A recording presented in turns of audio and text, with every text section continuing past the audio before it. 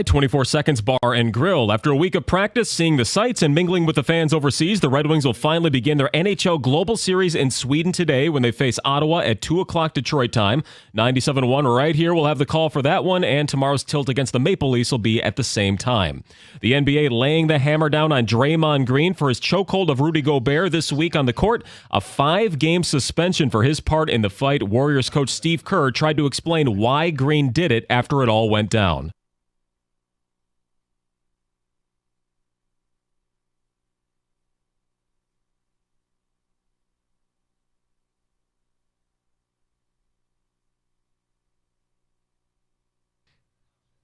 Yeah, 3 others were fined, but league executive Joe Dumars called Draymond's choke unsportsmanlike and dangerous.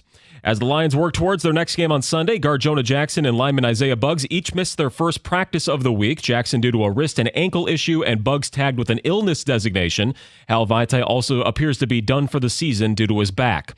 The Chippewas lost in Athens 34-20. Ohio handing Central their second straight loss. They're now 5-6. And Blake Snell and Garrett Cole are this year's Cy Young Award winners. MVPs will be handed out tonight.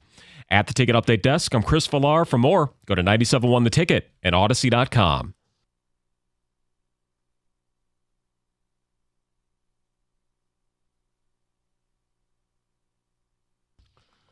Two 248-539-9797 is the telephone number.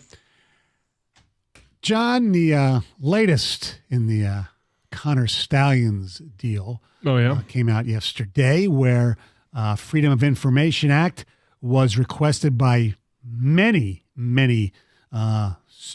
newspaper and other outlets to the University of Michigan. They wanted to see expense reports, things like that, from the University of Michigan and stuff that Connor Stalions might have turned in, gotten, returned.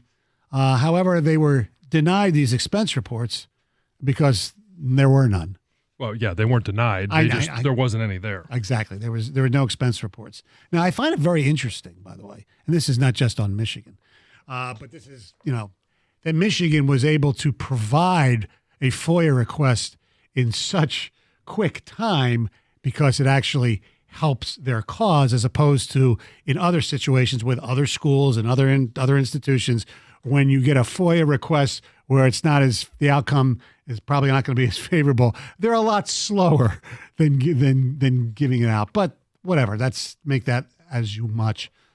I can't even think of the expression I wanted to use there. Anyway, the Freedom of Information Act was filed, no expenses. Does this change anything in your mind that there was no proof, no evidence yet, at least especially from the university, that anybody from the football program or the school paid for this? Restate your question, please. Does it change anybody's opinion? That because there's no proof that it was funded by the football program. Well, okay, whether or not they funded it or not, this was a university employee that was doing this, whether it was off the books or it was something that he did on his own. Mm-hmm. Right? It happened. Right. It happened under Jim Harbaugh's watch. And it happened in the athletic department. Yes, there needs to be a penalty. The question, I think, is better asked, did the Big Ten act too quickly in penalizing Jim Harbaugh? Not that there wouldn't be a penalty, and I understand the consequences of this year. This is when they found out. But was the 3-game suspension too much, knowing that, hey, they went through his phone, they went through his computer, found nothing for Jim Harbaugh that connected him to this information, which they actually acknowledged. Right, they acknowledged that, and now it doesn't seem to be that there was a way in terms of finances that Jim Harbaugh would have known. Right, as far as actual concrete evidence on paper or internet-wise. Yes, or evidence. Should the Big Ten have waited for more information before they leveled a penalty on Jim Harbaugh? I think it wasn't too quick, only for one reason, because the Big Ten said they have a lot of other evidence. Okay, what is it? They didn't reveal it. No, I know. That's the question. So if you're going to suspend a public university employee, shouldn't that information be public? I mean, do we have to go through the FOIA on that one? Probably. I don't know if the Big Ten's, up for the FOIA, or are they able to, under the jurisdiction of a FOIA? I have no idea. Yeah, I don't know. So yeah, I think now you can argue whether 3 games is too many. I think they acted because they thought they had enough evidence. The NCAA allegedly told them there is a lot more that we even have, and they even said that the Big Ten even said that that's part of the reason they did it. Now, in fairness to Jim, they did say that they have nothing that connects him to this. Right, it's the penalty of the program. It's the penalty of the program because he is the head of the program, face of the program. He's the one who gets penalized. The head of the program is technically Ward Manuel. Technically, yes. Well, technically it's Santa Ono, but whatever. Right. I'm not going to go up there. Well, you could Right. You could make the difference between the athletic department and the university. Right. That they're 2 different entities. Right. But yeah, I mean, that's the question: was the penalty appropriate? Was the timing appropriate, or should they waited for more information? And then I think the follow-up question is, what happens tomorrow? Is Jim Harbaugh coaching on Saturday, or is he coaching next Saturday? As Wojo alluded to, that maybe he doesn't coach this Saturday, but maybe it gets shortened. Well, because the hearing's going to be at 9:00. Now, look, they can do anything, especially, I'm not saying he's going to have home court advantage, but it is in Washtenaw County, I believe. A former Michigan. Well, that happens alum. to be where the University of Michigan resides. I understand there. That's why it's a home court advantage. I understand that. And I believe, if I'm not mistaken, the judge is a Michigan alum. Personally, that wouldn't make a difference to me, but it does to some people. Well, I have to go back to the docket. Was it the initial judge? Somebody recused, I know that. Yeah, that was, and then it was in front of a female judge. And Yes. the sex, it doesn't matter, but it's just that it's a different individual. Anyway, I don't have the exact wording, but I was under the impression, I could be completely wrong, and correct me if I'm not, the reason that they might not get the TRO, the temporary restraining order, is because even the 3-game suspension, whether you might think it's unjust or too long or expedited too quick, it doesn't cause irreparable harm to the university. And that is a distinction as far as overturning something. That's what I read. That's just basically that's factual. Well, not really. Well, If Jim Harbaugh is not there on Saturday, you could, or the Saturday against Ohio State, you could argue that if they were to lose one of those 2 games, him not being there would be a cause of, or at least a factor in their loss. And in losing that, if they don't go to the Big Ten championship game, there's money involved there. If they don't go to the college football playoffs, there's money involved there. Okay, and then if they go for damages, if this is proven to be, too hasty, right, post fact, then you start tripling and quadrupling damages in regards to what either the program, the university would be owed at that point. Okay, so what would be the irreparable, damaging Money, harm to Jim Harbaugh? reputation. I don't know. I think that reputation is as odd as it's ever going to go. Odd is fine. Yeah. But if you're accusing him of cheating and he didn't find, or he had no idea that this was going on. Well, that's already been established. Okay. Then I go to, okay, then where is the head of the program? Is it Jim Harbaugh? Yeah. They decided that he's the head of the Ward program. Manuel?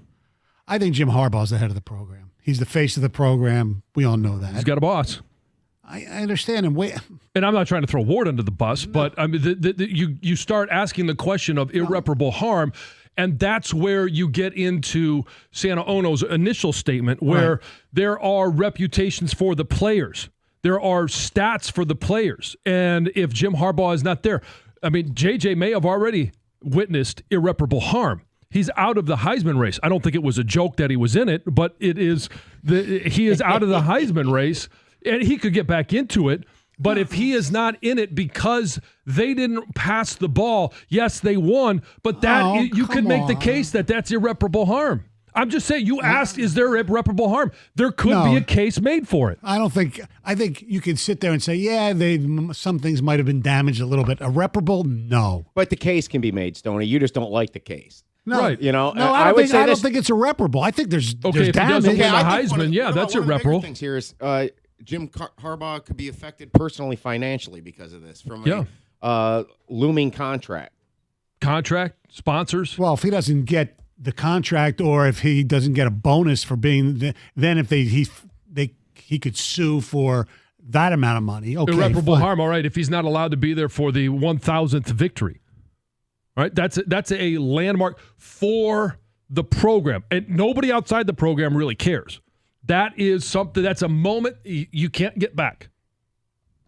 Yeah, he can run on the field after the game's over. No, you're not allowed. He's not allowed in the stadium on game day. Let me ask you guys. I don't know if this is a factor or not, but the Big Ten's has the Big Ten ever done something like this? No.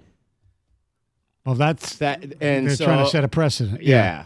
Well, but is it fair to set a precedent? I don't know. But does has this that- ever happened before either? Does the Baylor thing come into it then? Well, I don't know. And they can just Well, say, in well, regards to the Big Ten, then no, not this specific thing. Right. No. They go, okay, we need it. Can we find any precedent in college football that this has happened before? And you could use the Baylor thing, and they could say, well, that was a half game. He already served a game. Yeah, he already And that did gets twice him- as much. Yeah.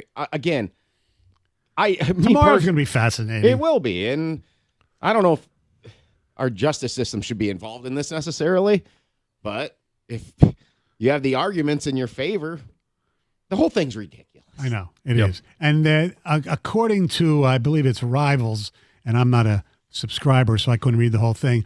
They're tweeting out that they've found ways. They found a way that where Stallions funded everything. He had a home in California that he sold for a tremendous profit, and he used that money to fund everything So when himself. he was in the military, he owned a home, sold that for a substantial gain. And vacuums. See, when he sold it, at least the value of the house was clean, right? Yeah, it was got to have a well-swept home. Because he used the vacuum. All right, our telephone number is 248-539-9797. Hey, as the weather gets colder, the NFL offers Stay Hot on FanDuel. Right now, new customers get $150 in bonus bets with any winning $5 money line bet. That's $150 if your team wins. If you've been thinking about joining FanDuel, there's no better time to get in on the action. The app is easy to use, so download it. Explore the app. You're going to find there's a wide range of betting options, including but not limited to spreads, player props, over-unders, and so much more. So that's what I said. Download the app, figure out what it is that works for you, and have some fun. FanDuel.com/Jansen. That's where you want to go to get more information and kick off the NFL season. That's FanDuel.com/Jansen. FanDuel, official partner of the NFL. Must be 21 and over and present in Michigan. First online real money wager. Only $5 pregame money line wager required. $10 first deposit required. Bonus issued as non-withdrawable bonus bets that expire 7 days after receipt. See terms at sportsbook.fanduel.com. Gambling problems? Call 1-800-270-7117 for confidential help.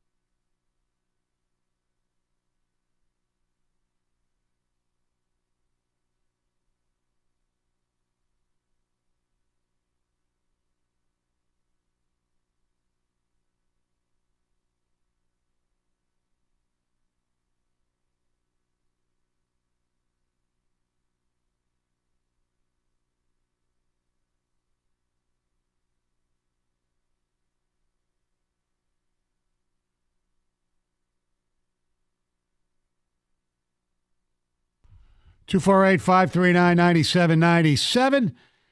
Talking about tomorrow's big hearing in Washtenaw County. Jim Harbaugh is going to get to speak. Unfortunately, from what we understand, no cameras or recorders. I'd love to hear him talk. I'd love to hear him talk. Also, I'm guessing. Tony Petitti will be there? Yeah, Tony Petitti. That would be very interesting. I think they'll just shake hands and give each other a hug afterwards. I doubt it. But maybe they might get a chance to meet at the Big Ten championship game in Yes. Indianapolis. He can hand him the trophy. See how that goes. Well, I think the closest thing we've seen to that was when the Raiders won the Super Bowl, one of their Super Bowls, when Rozelle had to give it to Al Davis, and you knew there was no love lost between those two guys. A strained relationship. Yes, absolutely. Let's go to Jason, and you're on 97.1 The Ticket. Hey, guys, how you doing this morning? Good. Good. Hey, Jansen, you made some good points about how this punishment could, affect irreputable reputation and whatnot. But, you made some good points, but what wasn't really discussed is recruiting. Yeah. I mean, this could have a trickle-down effect for years. I think that's one of the major factors right there. Well, you mean if they keep this suspension in 3 games, you think it's going to have a long-term recruiting effect? Wins and losses do matter to recruits. I know. I do. So I think so, they've already for sure. won. They already won 1, so I'm assuming they're going to win at least 1 more, and then they could win or lose to Ohio State no matter who's coaching. Well, let's just imagine that there's a boatload of recruits there, which there will be Ohio State, and they lose that game. I don't want to. I just threw up a little bit in my mouth, but let's just say that they lose that game, and some of those recruits decide to go to that city down south versus You can say Ohio State. You're not as immature as those people. Columbus. Yes. Instead of Ann Arbor. Right. I mean, that's irreparable harm. Possibly, but I think they'd be able to come back and get some others. I don't think. I'm just saying there are, when you say there's no irreparable harm, there's a lot of cases. Now, they might not be winning cases, Right. but there are cases to be made for irreparable harm in a lot of different areas and avenues. The ripple effect. Here we go. Here's some ticket text. If one of you went nuclear on the radio, would Jimmy Powers' job be in jeopardy of receiving some type of punishment? That's from Matt from Redford. Maybe. I don't know the exact answer to that. I don't either. For instance, if it cost I would us, imagine it would cost the station. Right. It would if we dropped a bunch of F-bombs. Yes, if it did something to damage our license, he is the program director or even the market manager, Deb Kenyon. Would he have to give back the Marconi? I don't know. Would she? I don't know. Are we going to try to find out? Or? No. I like being employed. And I don't know about Joe Odyssey, if he would fire them. I thought it was John Odyssey. It's his brother. You're changing names now. His twin brother Joe. Oh, okay. Joe's in charge. They're twins? Joe's in charge of irreparable harm department. Fraternal or identical? That I'm not sure. We're going down this road. Michigan sure had enough time to delete all those expense reports that you guys saved never really existed. All right, I'm not going to go there. Seriously. All I said was it's amazing when things go your favor how quickly the FOIA's requests are answered. Do you think that Michigan, the Big Ten, and Harbaugh missed out on a huge marketing opportunity? They could have brought in Judge Judy to rule on this and made for TV primetime special for the case. Ratings would have been better than LeBron's decision. Ha. You can bet Blue alumni judge will push old Wacko back on the sidelines. Conflict of interest? Well, the first judge actually played football at Michigan at one point. He recused himself. He recused himself, yes. So, the other judge is... If you're going to call her character into question, go for it. Let's see how that goes. Her name is Carol... I'm not going to try to pronounce it. K-U-N, Kunke. She holds a bachelor's degree in philosophy and history of art from the University of Michigan. Try that again. That's Kunhke. Stop it.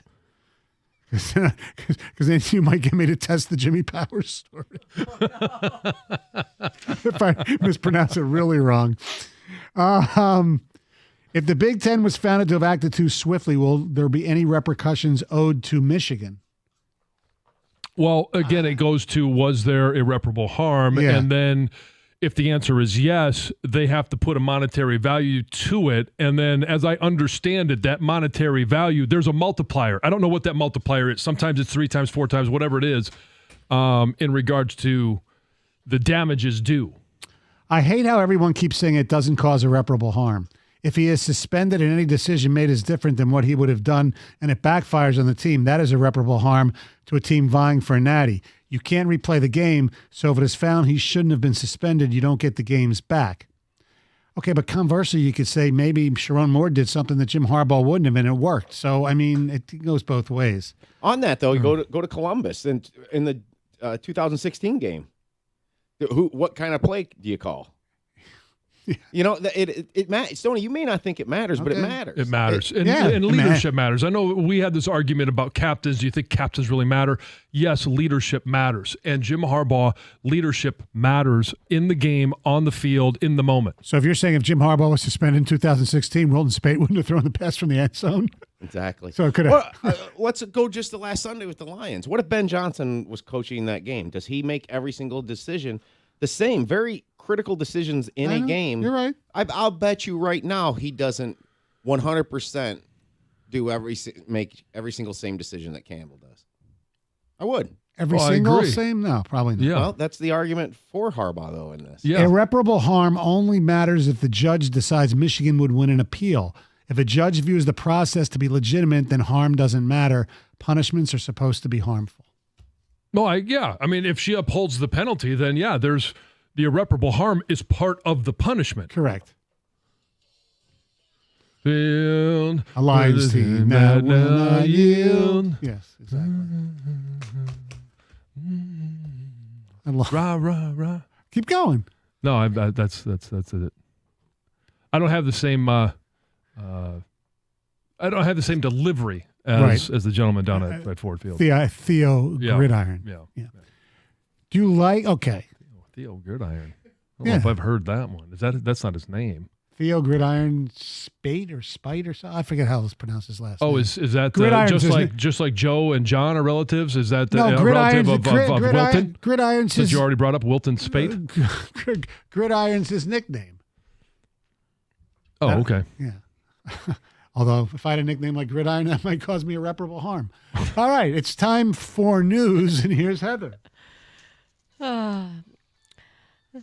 So there are some really strange conspiracy theories that are spreading online after police say that there is no video or any photos of the crash that Kelly Oubre was in. Remember, he was in this hit and run crash and got injured, this is right? really weird. It's very strange. So police have been investigating, and they say really they have nothing to prove that there was actually a hit and run in the area where he said he was hit, right? Which is a very busy, populated area. There's also some businesses, 2 employees from businesses nearby that also say, we spent hours reviewing footage, security footage, and there's nothing. There's no signs of a crash anywhere, right?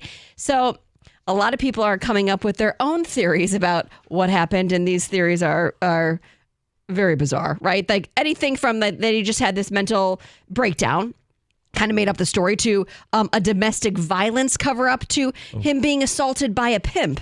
Oh, yes, pimp. Yes. Oh. There's lots of theories going on. Now, I did see on TMZ, they released its doorbell footage from his apartment when he got home that day after he was hit. It's like moments after he was hit, and you can see him struggling to get in. He's walking his bike in through the door. Somebody's in his apartment, and they're talking about, oh my gosh, you were just hit by a car. So there is some footage of him after the alleged hit and run, but people are very suspicious now that there's no evidence found by police anyway. So I'm sure there's way more theories circulating that you can check out. Also, this is interesting. Swifties, they're at it again. They're quite upset over some very old misogynistic tweets by Travis Kelce. I don't think Swifties like Travis Kelce. I think they did, but they're starting to lose some faith in him because they keep digging into his past a little bit. Because you'll remember they dug into an old podcast, which really wasn't that old, where he called women breeders. Well, we played it here. Yeah. It's he was talking with his mom. Best way to put that. No, but that's how But he did. I mean, he did. That's what he said in a joking, lighthearted manner. Yes. But now these Swifties have dug up some tweets from 2010 and 2011. So this would have been when he was right around 21 years old, right? Right. And they're not happy with him. And a lot of them are talking about people who are overweight or women he considers ugly. He talked about some of... Could you read some of them, please? Sure. Okay. One said, quote, "As a man, you have something wrong with you if you're going for girls that weigh more than you." They also called out his grammar because he had some, did some spelling grammatical issues, errors. yeah. Yes, so they didn't like that as well. Another one said, "Haha, I just caught myself judging every person that walked past me, whether they were ugly, fat, funny looking, sexy. Haha, I'm tripping." Right, so he's a people watcher. Yeah. But they go on, and there's some that I will This not is a read long- on air. How far back do you go? Well, you would think maybe once you became a celebrity or in the public eye, you might want to go through your social media because this happens to everybody. I know. Yeah, that's People- a decade ago. But maybe you would go back and just say, hey, you know what? I'm going to start fresh my Twitter account. I'm going Right. to start fresh my whatever, Instagram, and just delete some of those that are Remember maybe not appropriate. People try to use that picture of Jerry Jones back in the day. Yes. From when? The Yeah. 60s? I mean, It was a different time. they'll go as far as they want to cancel Yeah. people. Do you think Travis Kelce, Sony, you talked about Thanksgiving pickup lines? Yeah. That he would use the one, then gobble, gobble. I love watching you wobble. Yes, he would. That'd be good. Oh, it hurts to laugh. It just can't. I can't do it. Hey, trying to make it happen for you. Oh my gosh. Yeah, you got 30 more minutes to Yes. do it on air in studio. Okay, so have you heard about the latest drama surrounding Will Smith? No. No. Oh, yes, I did. Well, I'm surprised you Yes, haven't heard I this. did, yes. So somebody claims that they saw Will Smith having sex with an actor named Dwayne Martin in a dressing room on the set of The Fresh Prince. Obviously, a long time ago. Well, I do have some sound. This is the source discussing what he saw on a recent podcast called Unwind with Tasha K.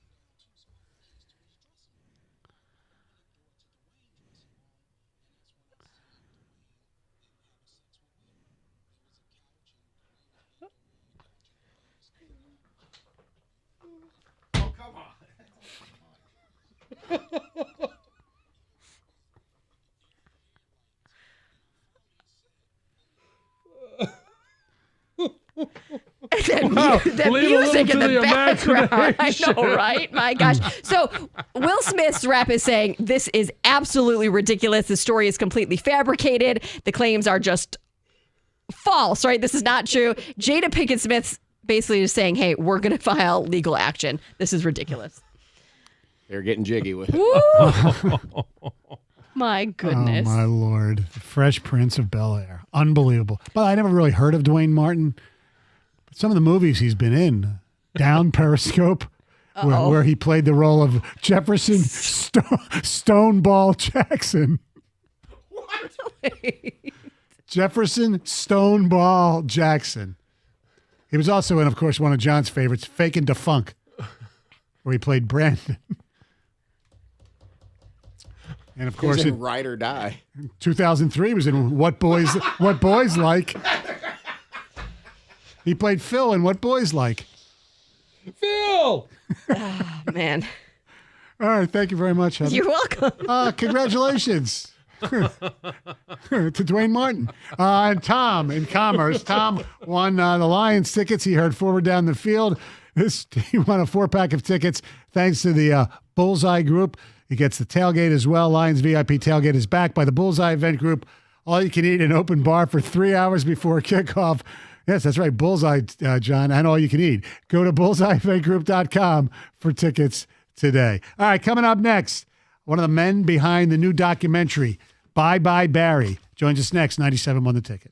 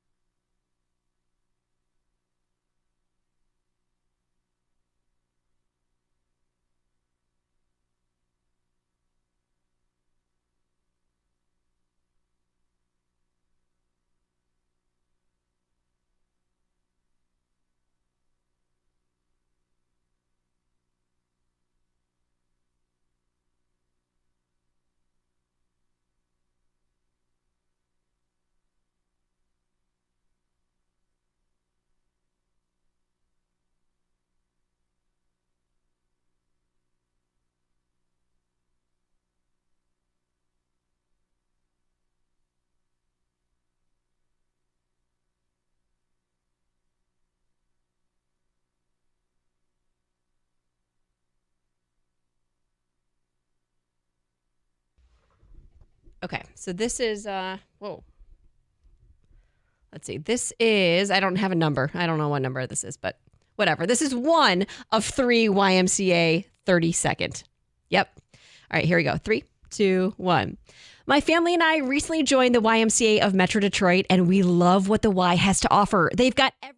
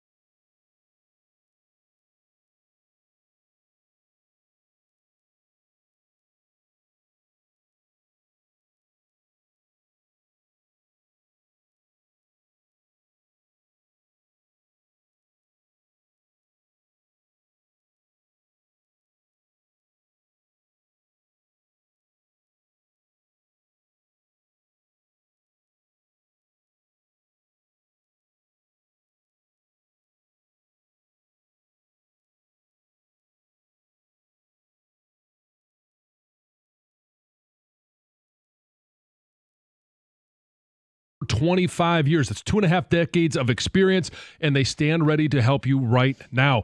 All you have to do, if you've been injured by a big truck, is call 855-65-CRASH or go to his website, getdavidgetpaid.com. That's 855-65-CRASH, getdavidgetpaid.com.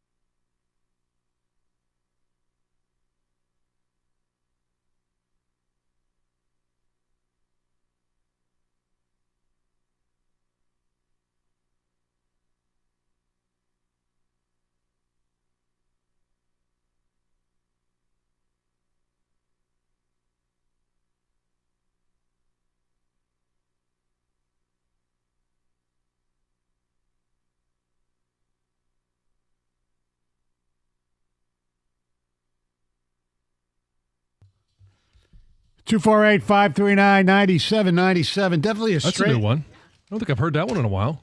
Definitely a That straight. gets you ready for the weekend. Yeah. Sorry, I keep interrupting That's you. okay. You're allowed. I've been guilty of that in my past. Strange sports night last night. Yes. You know, Not a lot going on. Nothing locally going on. Well, Central. That's true. Good point. I'm Costa. Chips and the Bobcats. Yeah.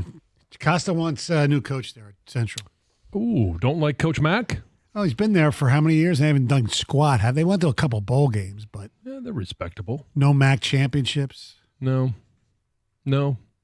I watched Central Michigan get their first win of the year in the hardwood. They went down to USF and got a win. Oh, did they? They did. Oh, Wow, that's a good win. I'm glad. I was almost going to bet USF, but I didn't.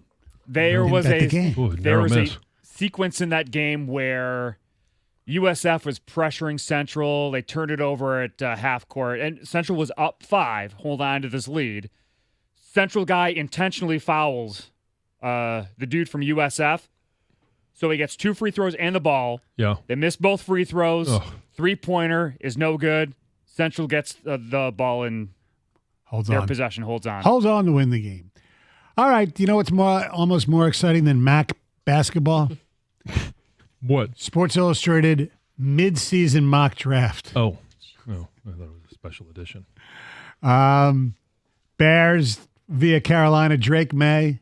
Giants, Caleb Williams. New England, guy you don't like, Olu Fashanu, Penn State. It's not that I don't like him. I just don't think he's a top 5 pick. Okay, well, he's He third may- here. You don't like them in No, I like that situation. tackle for Notre Dame better, that left tackle. What's his Alt, name? I believe. Alt, yeah. 4, Marvin Harrison Jr. I can't imagine him even dropping To 4? Yeah. It all depends on the needs of the top 3 Well, and the quarterbacks. That's true. And that's a quarterback league. 5 to the Bears, Laiatu Latu, UCLA. Okay. The edge rusher, he's Yeah. pretty damn good. The aforementioned Joe Alt to Green Bay at 6. Ooh. The Rams, Dallas Turner, Alabama. Brock Bowers to Tennessee at 8. Okay. J.J. 11 for Will McCarthy Levis. to your boy Arthur Smith in Atlanta at 9. Oh, at a top 10. Yeah. All right. Chop So we had him Rock- off the board. We had him out of the first round earlier in the week. Now he's a top 10. Yeah. Yes. And speaking of top 10, we'll close out the top 10. Chop Robinson to your former team, the Washington Commanders. Okay. The bigger question is I know, where are the Lions drafting? I'm getting there. Buckle up. I'm getting there. Oh, okay. All right. Buckle up. All right. So a smile on his face. Okay. 32? 30. 30. Okay. 30. NFC yeah. Championship game. Yes. Yeah, yeah. And so you'll pronounce it better than I, so I'll let you pronounce it. From Buckeyeville, edge rusher, J.T. Oh, we'll just go JT. It's good enough. Tuiamalo. Tuiyolamau. Say that I again. believe it's Tuiyolamau. I just see it again. Then. Do it phonetically. Tuiyolamau. The M doesn't come till early. Doug's got it. Yeah, I know. Yeah. Let Doug do it. Yeah, Doug's been working on it. He's getting ready for next week. All right. Doug, how do you pronounce the defensive lineman from Ohio Yeah. State? Who Sports Illustrated has projected Yeah. going to the Lions Yeah. with the 30th pick in the Go draft. ahead. You sell yourself out. Looking ahead, are you? JT Tuimoloau. Mo- Tuimo. JT Mo'olau. Tuimoloau. Yeah. Tuimoloau. Is that how I'm sure you don't do it like that. No. But you do say it a few times to yourself, right? I didn't say it once last year. Well, I'm not talking about. I'm not talking. Mic drop. I'm not Joe talking. Moore award-winning offensive line. I'm not talking about just him, but when you have a name that's like that, Oh, yeah. you say it a few Oh, times. yeah. to Maryland's yourself. got one that last night I wrote out phonetically that Tagovailoa? didn't fit in the box. No, Tagovailoa is easy. They got a defensive Speak tackle. for yourself. Yeah. Yeah, I Say don't that have the one name. 5 Call times Tua, fast. bro. Yeah. I don't have the name in front of me, nor committed to memory, but Maryland's got one that Yeah. I think it's number 7 on their D line if he makes a tackle. Number 1 in your hearts. Yeah. But the beautiful thing about that is Doug goes first, and then I just repeat what he says. What was the one you struggled with ditto. one this year? There's been a couple that struggled with. Yeah. At that point, I just go with a number, or I go with the first initials, JT. Yes. Or you hope he's got 2 numbers in his jersey. That way you can say, oh, number 28's doing a great job. Yeah. Doesn't sound football, Professional right? move. Yeah. Yes. Found him. I don't have it in front of me, but it's Tommy A. King Basote. Hey, King Basote. Yes. A. King Yes. Basote. And then I reply with, yeah, it's a great play by Aking Basote. I mean, Quick as you can. sounds right? Or just say he made a great play. Yes, yeah. Spot on, Doug. All right, Gator, time for the Ditto. 2 Grand Slam. All right. Our contestant got 5. I am confident you'll get more than 5. So I do have to say real quick, though, I did notice on Twitch on Tuesdays and Thursdays, they have the over-under. Oh, really? As you know, gambling on points, whatever they have. And they are saying that if you're gonna hit the post, it's 8. The over is 8.5, under 7.5. Ooh. All right, here we go. Who do the Baltimore Ravens play tonight? Oh, Cincinnati? Who do the Lions play Thanksgiving? Green Bay? She plays Carol Danvers, a.k.a. Captain Marvel in The Marvels. Brie Larson. Who's the head coach of the Washington Huskies football team? Kalen DeBoer. What's the capital of Texas? Austin. Who's the head coach of the Atlanta Hawks? Quinn Snyder. Where did Trey Young play in college? Pass. I'll come back to Who currently leads the NFL in passing yardage? that. Sam Howell. Hank Fraley is the offensive line coach for this NFL team. Detroit Lions. This Swedish rock band had the 1986 hit The Final Countdown. Europe. Where did Trey Young play in college? Texas? Oh, so Oklahoma. close. Oklahoma, where the 9. Nice job, though, Gator. All right. 9. Way to go. Yes, you hit the over. Yeah. I bet the under, so I lose. Thank you. What do you guys got going today? I think we're going to go through the entire videography of Brie Larson. Or maybe that's just me. No, we got football questions coming up 10:30. Live reports from Sweden? Oh yeah. Oh, we got hey, short show today. I know. Yep. Short show. Red Wing baseball. It's 1:45 pregame. As Jamie Samuelson would have loved it. All right, God bless Carson you, Jamie. Anderson next. 97 won the ticket.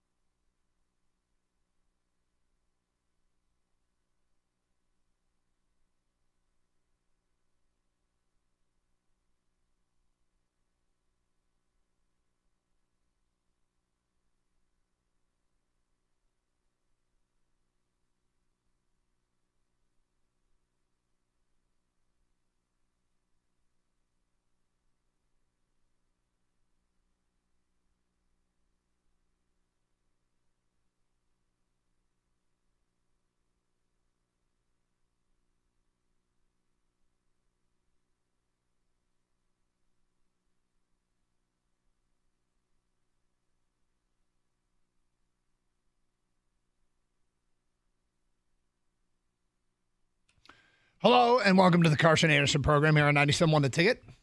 Hi, Scott. Hi, Doug. How are you today? I'm all right. That's good. That's Good. 9 out of 10. It's not bad. Yeah, I completely missed it. I had to take a phone call, but what was the one that tripped you up? I apologize. Yeah, I was close, but no cigar. Where did Trey Young play college basketball? and Oklahoma, right?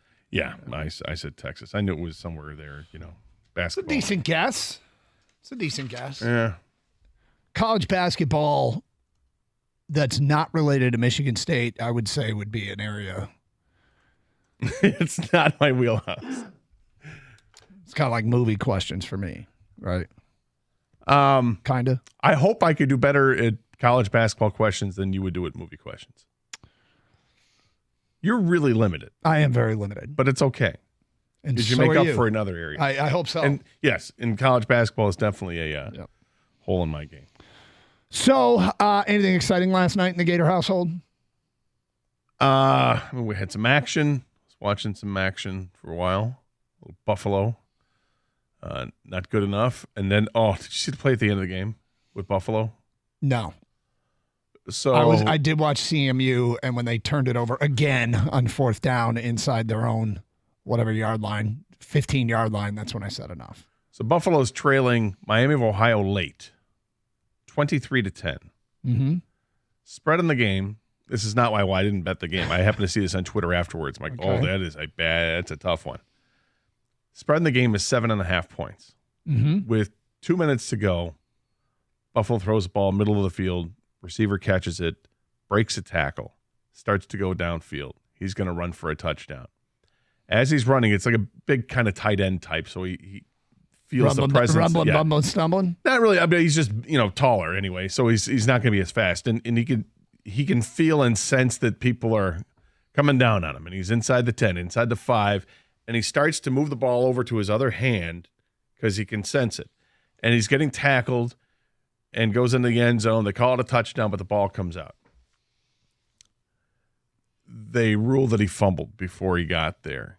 They lose 23-10. If he had scored the touchdown, kicked the extra point, it would have been 23-17, and the 7.5 points would have come through for those that had bet on Buffalo. But you weren't one of them. No, I was. I'd let you know if I did. I don't mind admitting if I had a bad beat, but that would be a bad beat for some with a half point in the balance that you would won by a half a point, and then it doesn't even happen because the guy literally fumbled right before he got there. Right. Like that stupid play from, is it Washington? Is that where the guy did it? Crossing the goal line at but drops the ball at the 2-yard line to show off. Oh, God. So stupid. Yeah, so I watched that, and I don't know what else I watched. Wrestling a little bit, and pretty much it. Yeah. Well, how about your household? What's your household doing on Wednesday night? So there was a lot of yesterday was a good day to get a lot of prep work done. So I did a lot of prep work for Saturday.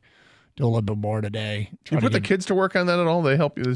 Sometimes if they're interested, if they're remotely interested. And Well, I suppose and you all got that. one I was in the house watching, right now. The other two are gone. I watched a couple Maryland games, and the one that's left, my 16-year-old son, seems to be the least interested. My daughter actually helped me with something when we went to Penn State, and we got Are You Going to Eat That later today? I said, hey, can you find something in State College or in this area that might be good for Are You Going to Eat That? And she's like, sure. So we got something that we brought back from State College, Pennsylvania. Not literally brought back, but something that All right. I was like, she scouted out. And it's almost a week now. Yeah. It's not perishable. Is it? so sometimes the kids will help with some stuff. Yeah, so you never know. News item there in the update, Connor Stallions, no paper trail that leads back to Michigan. Now that's sort of Well, if it surprises many. given the lack of sophistication of the entire operation, would it have shocked me if there was a paper trail left wide open? No. But you had to do that. That had to be done, right? And I can't say it enough. I'm a advocate of the truth. Whatever the truth is, get it out there, because if there was something that was rules that were broken and they go up the chain of command, wherever they are, just get it out there, because eventually it's going to come out. And so rip the Band-Aid off, and if there's punishment justified, take it.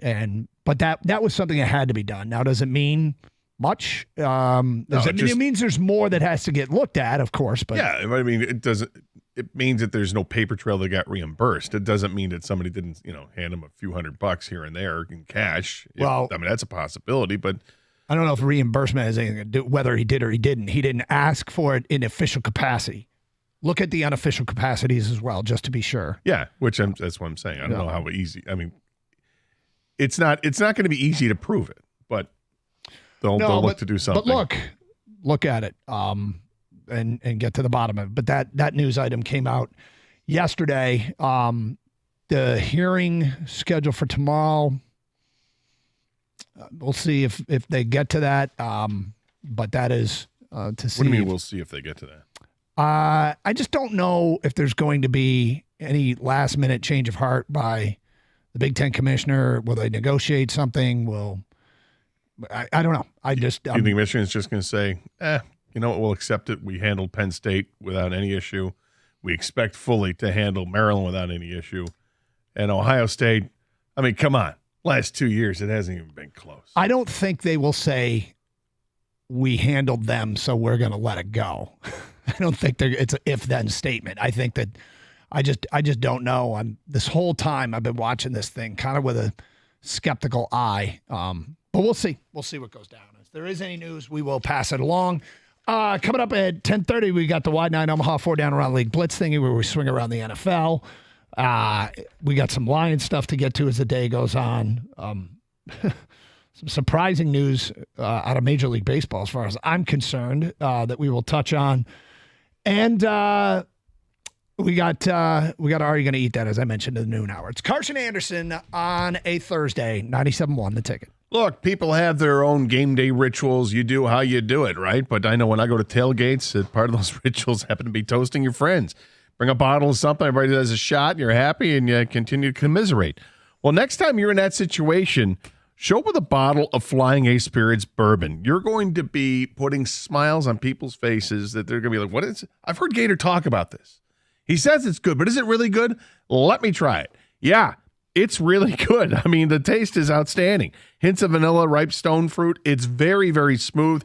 You're not going to make that ugly face after you take a shot of it. It's delicious. You're going to want to come back for more. You can have it any way you want. You don't have to do shots of it. You want to just take your time and sip it? Great. Sip it neat or have it on the rocks. You can mix it with your favorite mixer like cola, or I happen to love ginger ale and bourbon. I think it's a great mixer when you go like that. No one's going to look at you side eye. It's a very responsibly priced beverage. It's only $30 a bottle. It's not going to break your budget at all. It's also part of the Coppercraft family, so you know that it's quality. It's out there in Holland, Michigan.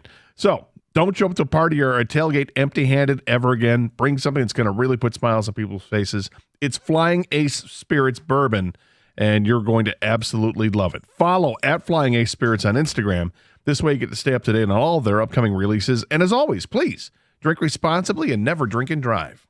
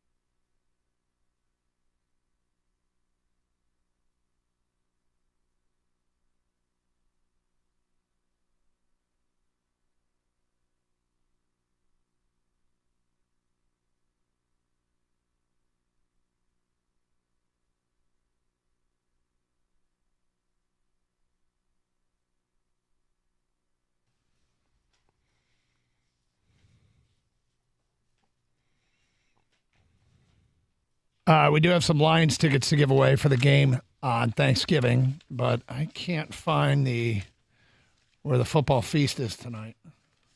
Can't think. Oh, here it is. Never mind. Sorry, my bad. All right, so we got Red Wing baseball this afternoon. Sorry, Tiger hockey this afternoon. Red Wings are in Sweden, and so they're playing at 2 o'clock, at 1:45 for the pregame. So we're going to be done at like 1:40. So let's do this ticket giveaway at 1:26 today.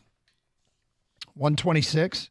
We'll have a Carson Anderson quiz question, and the first one with the correct answer get a pair of tickets in the Miller Lite Tat Room for the game on Thanksgiving against Green Bay. So make sure you're listening between now, 10:18, and 1:26, and something said on the air will be the answer to said question. If you do not win, stop by the Buffalo Wild Wings in Westland on Wayne Road tonight for Thursday Night Football.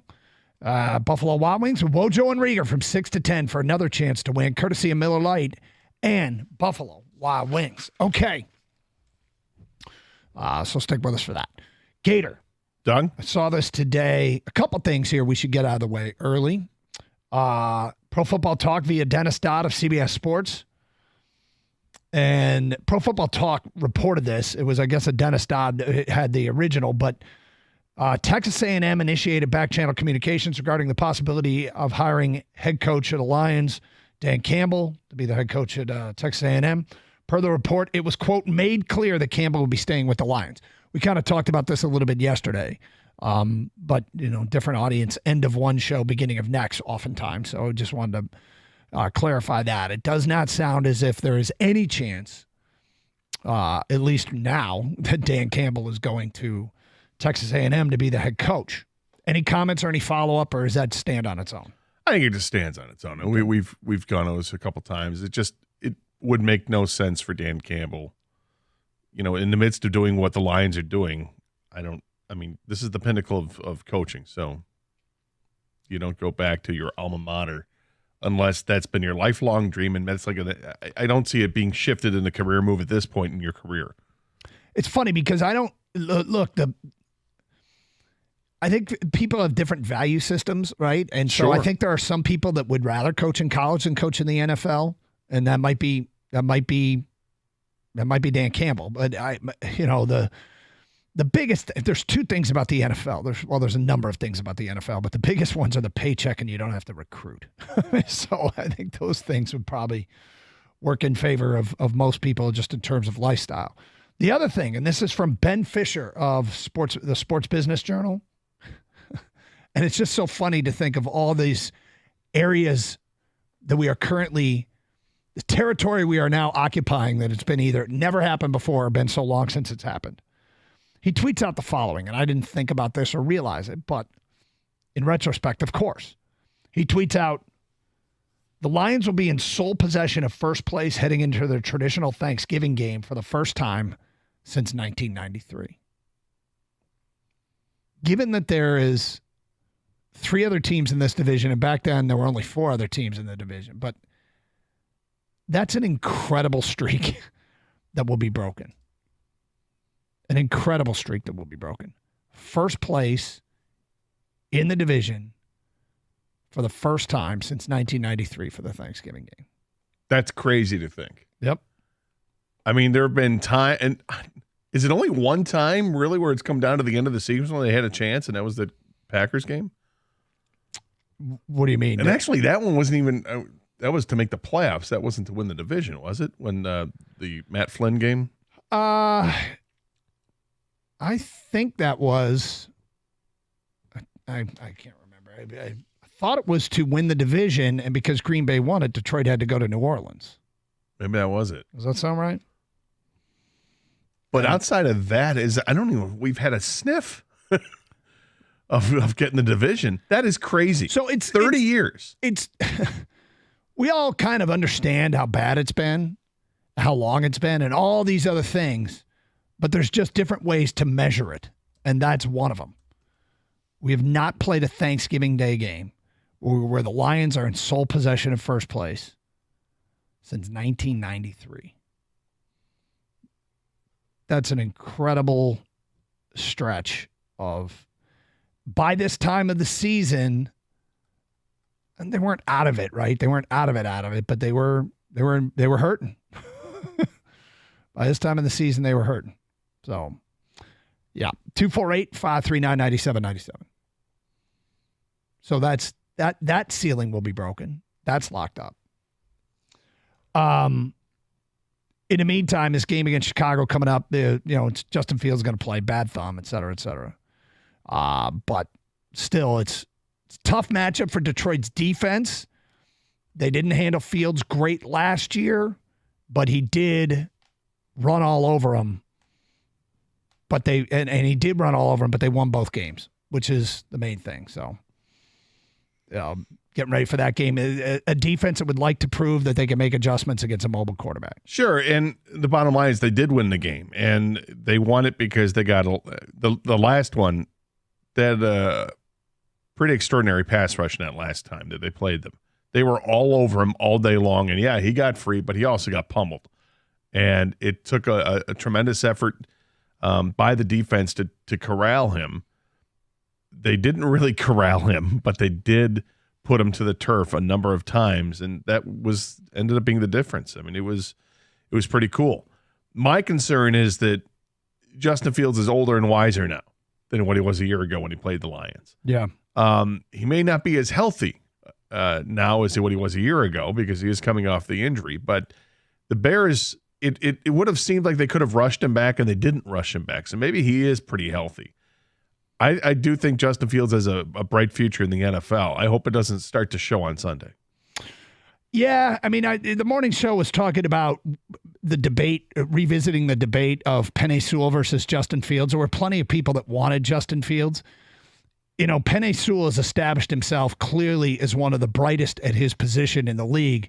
Justin Fields has not done that, but it doesn't mean I wouldn't give up on Justin Fields if I were the Bears. And I feel like Justin Fields has been fighting with one hand tied behind his back because of the offense he's played for. The talent he has around him, the offensive line.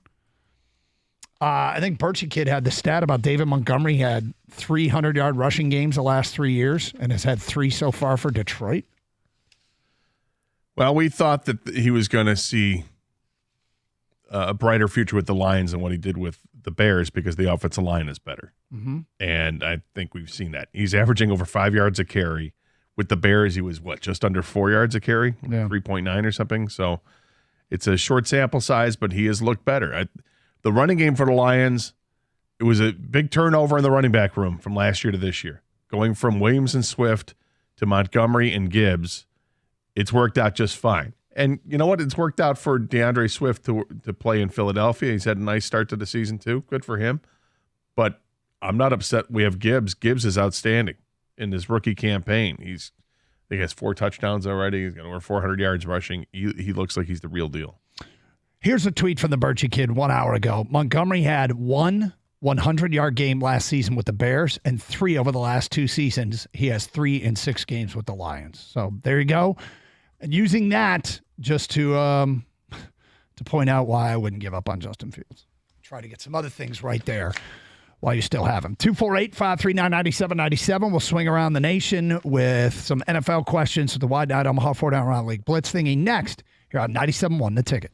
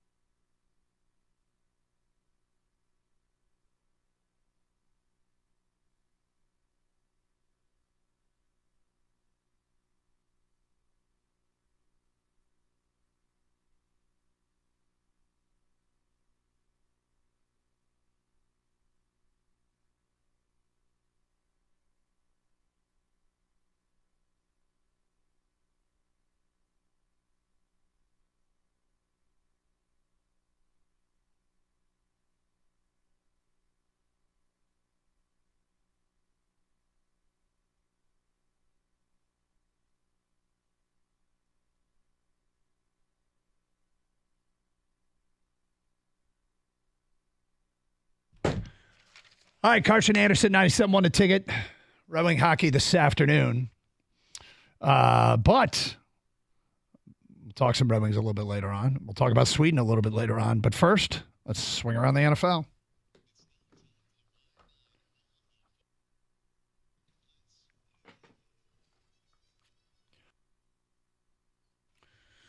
All right, so I won the toss yesterday and received for the college football version. Gator, you're up. 6-pack of questions from Kang. Let's go. All right, guys, here we go. Raiders have won 2 straight after firing Josh McDaniels. Does Antonio Pierce, the interim head coach, actually have a shot at this job? And what would he need to finish to get it? Well, they've been in this situation before. A couple years ago, they fired John Gruden early in the year, and Rick Bisaccia, who was the special teams coach and former Wayne State coach, he started his coaching career there. He took over. They went 7-5 under Bisaccia with him as the interim head coach. And yet at the end of the year, he didn't get the job. It was a massive mistake that they made. He went on, I think he's with Green Bay now as the special teams coach. It's a big mistake because he was very well liked. The team performed from him, and he didn't get the job. I don't think they're going to make the same mistake again if Pierce has a winning record as interim coach this season. If he gets that team to finish up with a winning record under him, he deserves the job. Team wants to play for him, and you could see that. It's one thing to do it at the college level and do it for the last game like the Spartans did for Bobby Williams. Let's bring it back. That's a mistake to do it based on one game. You're doing it for more than half a season here, and you saw a night and day difference in the team from the week before to the week of Antonio Pierce getting his first game. He's really short on experience. He's only been in the NFL this is his second season. He was part of Herm Edwards, that failed experiment at Arizona State. He was part of that staff. But I think if he makes the playoffs, he gets a job. Now, they're a half game out of a playoff spot right now. I don't think they will, so I would predict he won't get the job. But if somehow, some way, the man pulls the right strings and gets him to the playoffs, I could see him getting this job. I don't expect that to happen. I'm always leery about just handing it off to the next guys because the rah-rah, and there's like a shot of adrenaline when the new voice comes in. The players hated the old coach and whatnot. And, of course, you got to win games. He's won 2 straight. I think it is a combination of winning record, make the playoffs. He's got to do really well. I don't think you can just hand it over to him. It's one of those things, guys, where you're right, Doug. He has no experience. And I don't think it was a massive mistake firing the other interim coach, Gator. The massive mistake was hiring Josh McDaniels. You know, it's not like the other guy got a job somewhere else as a head coach. So I think this next hire is key. Antonio Pierce does have a chance, though, and I hope he actually gets. I'm rooting for him. All right, guys, most disappointing team so far, the Bills, Bengals, or Chargers? Boy, this is a moving target. It feels like week to week you can say any one of these teams. And as I take a look at this, for me personally, I mean, I did pick the Chargers to go to the Super Bowl, but in this snapshot of time, it probably looks like Buffalo. But if you're going to go with straight data, Cincinnati had the highest over-under win total of anybody coming into the season at 11.5. They are the most underachieving team at this point. They were right there with the Bengals at 11, or I'm sorry, with the Chiefs at 11.5. So I'm going to say, personally, and the emotion part of me wants to say Chargers, but if you go with the straight data, it's the Cincinnati Bengals. Interesting you say that because I said to King when I walked in, this question this is why we do this. These are the tough questions. You can make a strong case for all 3 teams.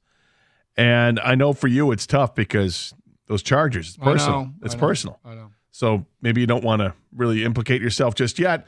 And I'm not going to throw more dirt on you, Doug. I'm going to go with the Bills.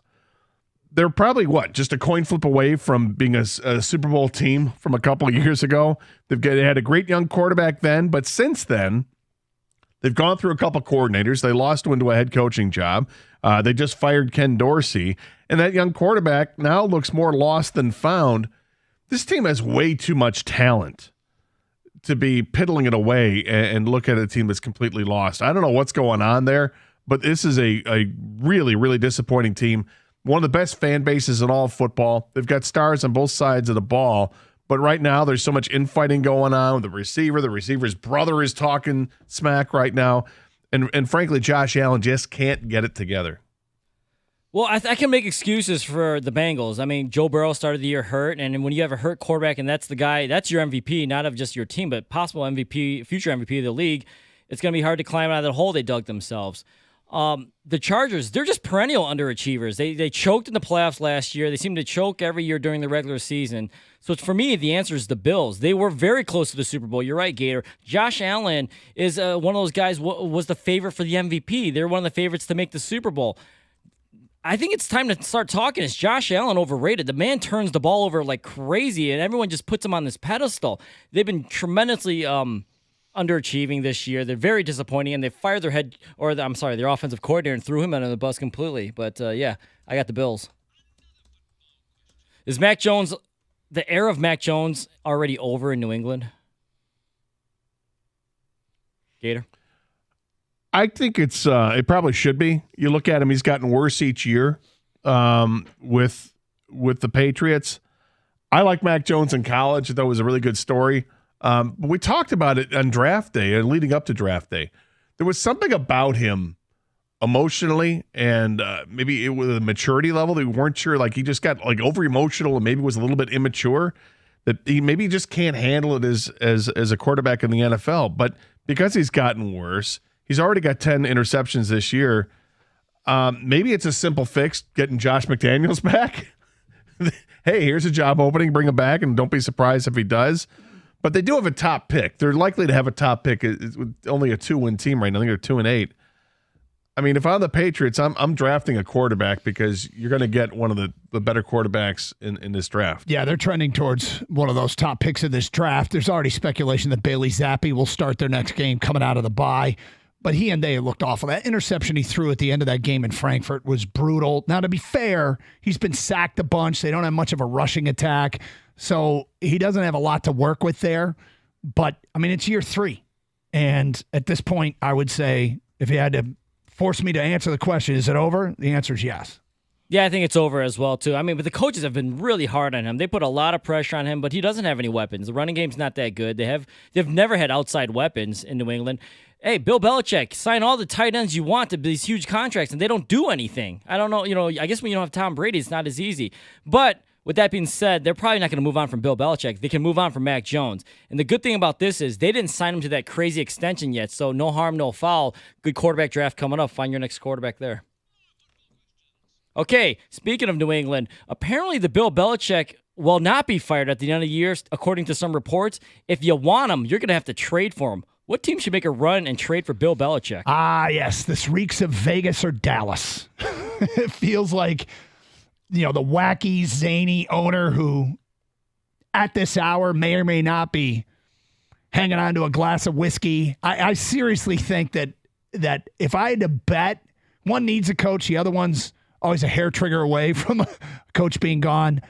I would say Dallas would be the team that trades for Bill Belichick. Well, the answer is it's in the state of Texas, but it's clearly Texas A&M. They need to trade for him. Oh, there we go. No, he probably, honestly, Bill Belichick's done everything he can do in the National Football League. It wasn't all Brady. It was a collaboration. He had things starting to roll with Cleveland before that changed up too. Before he went to the Patriots, he's the legend. He should probably just retire. But if he were to go to another team, it's the Raiders. If there were a team to go ahead and do it, go get him. Jimmy Garoppolo, they're tied to that contract. Why not?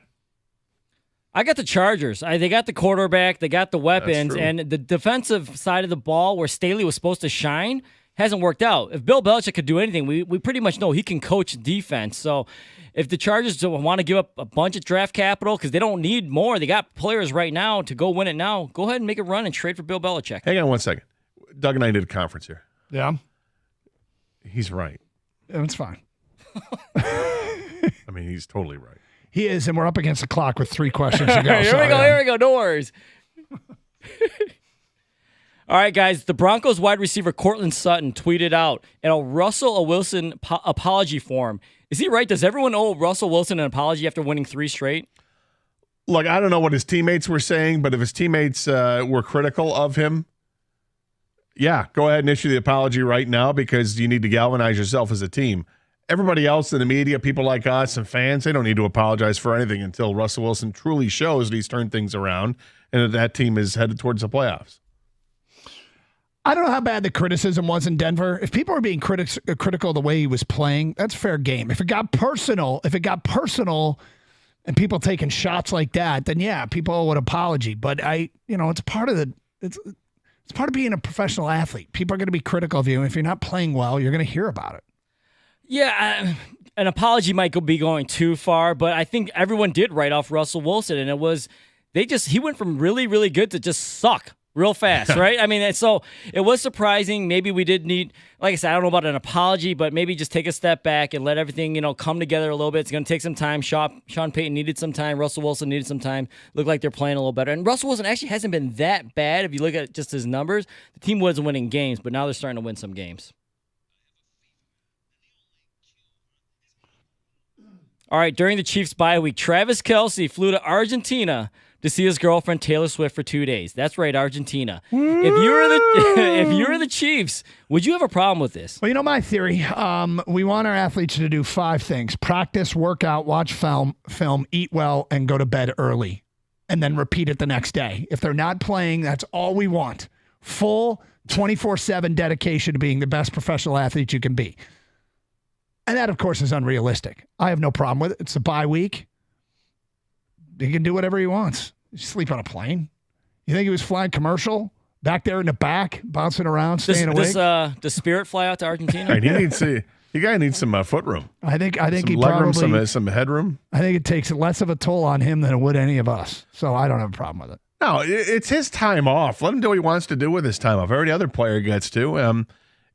He plays better when Taylor's around, right? So does she put on a better concert when Travis is there? Maybe. I mean, you don't know until you try it that way. Plus, it's an experienced team. They've been there. They've done that. They know how to handle a situation with the bye week and get themselves prepared. Plus, it's only a couple days away anyway, and it's not like do we get pissed here in Detroit if Jared Goff wants to take off and go to L.A. during the bye week? It's probably roughly the same amount of mileage. Yeah, I'm not sure. And you're not changing time zones. Argentina seems far, but I have no problem with it. I mean, players go on vacation all the time. Cabo, Cancun, wherever. As long as he's not injured, I got no issue with it because that's the only thing where I'd be like, hey, you need to rehab, get healthy. But if he's fine, I got no issue. And there it is. That concludes the Wide Night Omaha 4 Down Around the League Blitz thingy here on Carson Anderson, 97.1 The Ticket. Hey, as the weather gets colder, the NFL offers stay hot on FanDuel. Right now, new customers get $150 in bonus bets with any winning $5 money line bet. That's $150 if your team wins. If you've been thinking about joining FanDuel, there's no better time to get in on the action. The app is so easy to use. There's a wide range of betting options, including spreads, player props, over-unders, and more. So visit FanDuel.com/Doug. Take advantage of this great offer. FanDuel, official partner of the NFL. Must be 21 or older and present in Michigan. First online real money wager, only $5 pregame money wager required. $10 first deposit required. Bonus issued as non-withdrawable bonus bet that expires 7 days after receipt. See terms at sportsbook.fanduel.com. Gambling problems? Call 1-800-270-7117 for confidential help.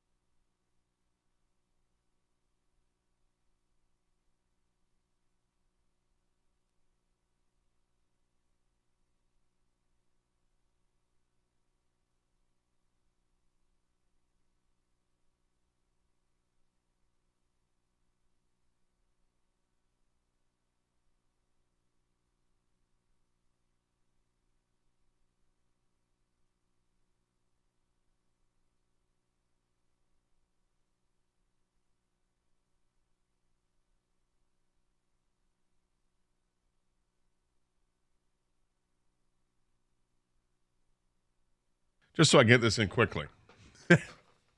So Argentina, I'm getting my geography mixed up. I'm thinking Venezuela, not Argentina. Two totally opposite ends of South America.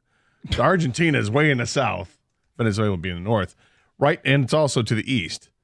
Right now it's 12:46, 12:47 in Argentina. So 2-hour time difference from us, let alone the extra hour you'd have to go to the central time zone. So it's a 3-hour time difference. And on top of that, it's a mere 5,600 miles away. So it's not like going from Detroit to LA. They're going to Detroit and LA and back round trip, but that might be a little more taxing. Right. Well, on a PJ, I'm sure he's fine. Yeah. Yeah. It's again, he's not, I don't think he's suffering with legroom issues. Yeah. I think he'll be able to sleep it off. If it were Sam Laporta that did this, or Jameson Williams. Oh, if it was Jameson Williams, and we're talking. I would not. Right? 248-539-9797. I would not be making a big deal out of it. And are people making a big deal out of that in Kansas City that you're aware of? No, not that I'm aware of. I know it's been brought up, but I think he addressed it with I think his brother on the podcast, and something about he talks to Andy Reid. They're cool with it. The Chiefs are cool with it. I mean, as long as they're on the same track, same page. It's Travis Kelce. I mean, this guy's he's earned a right to do a lot of things. I don't think going to see his girlfriend is a big deal. Speaking of PJ's private jets, I saw this as it pertains to this weekend from Joe Papliano, who's a sports and business writer, does a lot of sports stuff. He tweets out, hundreds of private jets are headed to Las Vegas this weekend for the F1 Las Vegas Grand Prix. All local airports are fully booked. Each plane pays $1,500 to $7,500 per night at the Henderson Airport. They built 18 extra acres of parking. 18 extra acres. Wow. Have you guys ever seen that airport in Henderson? Is that's not the one we just fly? That no. Everybody flies. It's a private jet. Yeah, that's I have McCarran, never. I think is what we fly into. I have not. I've been there. Okay. What? Oh, a little Caputo here. Baller. I've been there, okay. Kind of know what it's like out in Henderson. Okay. And they told me to leave because I don't belong there. No, I was kidding. No, but I've been there. It was car rental issues. We had to go drop our car off there for some reason, whatever. So I actually got to see the airport, though. It's not like a super nice airport or anything, but that's where all the private jets land and go, and all the the high rollers and celebrities and whatnot. I can't even imagine how packed for F1 because I watched the opening ceremony last night. This is going to be the biggest, most visually appealing spectacle like we've ever seen in sport. Yeah. Do you know when the race is, Doug? Is it 11:30 Saturday night? Yeah. In Vegas, I believe it's 1 o'clock in the morning. I'm not sure if it's at 1 o'clock in the morning our time. I think it's 11:30 our time Saturday night, but I could be wrong. I just pulled it up on Twitter, so I don't know. It doesn't say like what standard time. Sunday, November 19th, 1 a.m. So sad. So could be. Well, first of all, you guys know I live in Vegas, so right. Come on. Part-time Vegas resident, Kang Wynn. Sure. Yeah. But yeah, this is gonna be crazy. I mean, do you think they're gonna be like, is that my Uber or is that an F1? Sorry, Formula racing. I just saw a headline that they might have to do something with the Sphere because it might be in the line of sight of drivers and they don't want it to be distracting in any way. Now, give it. I just saw the headline. So who you got? I think it's about time Lewis Hamilton stepped up to the table here and did something. I mean, honestly. Well done. Well done. I'm proud of you for coming up with any name. Doug, who do you got? Lando Norris. Okay. Yeah. Wow. You're not going with the chalk there, huh? No. Verstappen. Is Verstappen the favorite? I'm sure he should be. Yeah. I mean, he's won everything this year, hasn't he? Just about. Not a lot of drama in Drive to Survive this coming season, but I guess there's always drama. These guys are so passive aggressive. It's great. Kang, who you got? I got Vander Hammond. Yeah. He's good. He's really good. He's coming on. Yeah, Dario Vander Hammond. Okay, up and comer, babe. So I don't see him. Huh. Well, it's a long shot. Yeah, you gotta look. Max Verstappen is the favorite. He's minus 400. Mm-hmm. Lando Norris is plus 800. And Lewis Hamilton is plus 1,600. Those are your top three. Yeah. Oh, there you go. Can't find my guy. Did you mean Fernando Alonso? Or did you mean Esteban Ocon? Oh, those are great names. I could have made up, but I did not. Ocon, yeah. Well, OCON. I'm just telling you. I'm sure you're right. I'm sure you're right. It's good. I don't dare. Oh my God! The greatest name. I can't wait. It's not Lando Norris. Lando Norris is a great name, Mm-hmm. but Nico Hulkenberg. Yeah. Are you kidding me with that? How is this guy not in the WWE? Probably because he's like 5'7" Yeah. and 112 pounds. But my God, what a name! Nico Hulkenberg. There's some great names at the bottom here. Valtteri Bottas. Yeah. So that's got to be, I'm guessing, a Finnish He's racer. Left, Kevin Magnussen. Left Mercedes-Benz. He sick of being second fiddle to Lewis Hamilton. Who is the next one you mentioned? I said Valtteri. Kevin Magnussen. Kevin Magnussen. He's been in and out. He's back, I guess. Guan Yu Zhu. Don't know much about him. Logan Sargent. To be fair, I don't know much about any of these guys. I just know what Yuki I saw. Tsunoda. Yuki's funny. He's got personality. Yeah, he does. Daniel Ricciardo. Daniel Ricciardo, yes, he's Australian, and his You should drop personality. the second I from the Huge personality who eventually lost his seat, spent a year as like a representative for the sport and did a lot of broadcast stuff. Now he's got a seat back. Who's he driving for? Does it say? Who was the guy I just said? Ricardo. Ricardo. Daniel Ricciardo. I don't really know. I can't just remember yet. where he got back. Clicking on his name to see. Okay, let me stop. We've gone too far. Will it be visually? It might be one of the most visually wild sporting events AlphaTauri. ever. Okay, so basically the backup Red Bull team. This guy. You're unbelievable.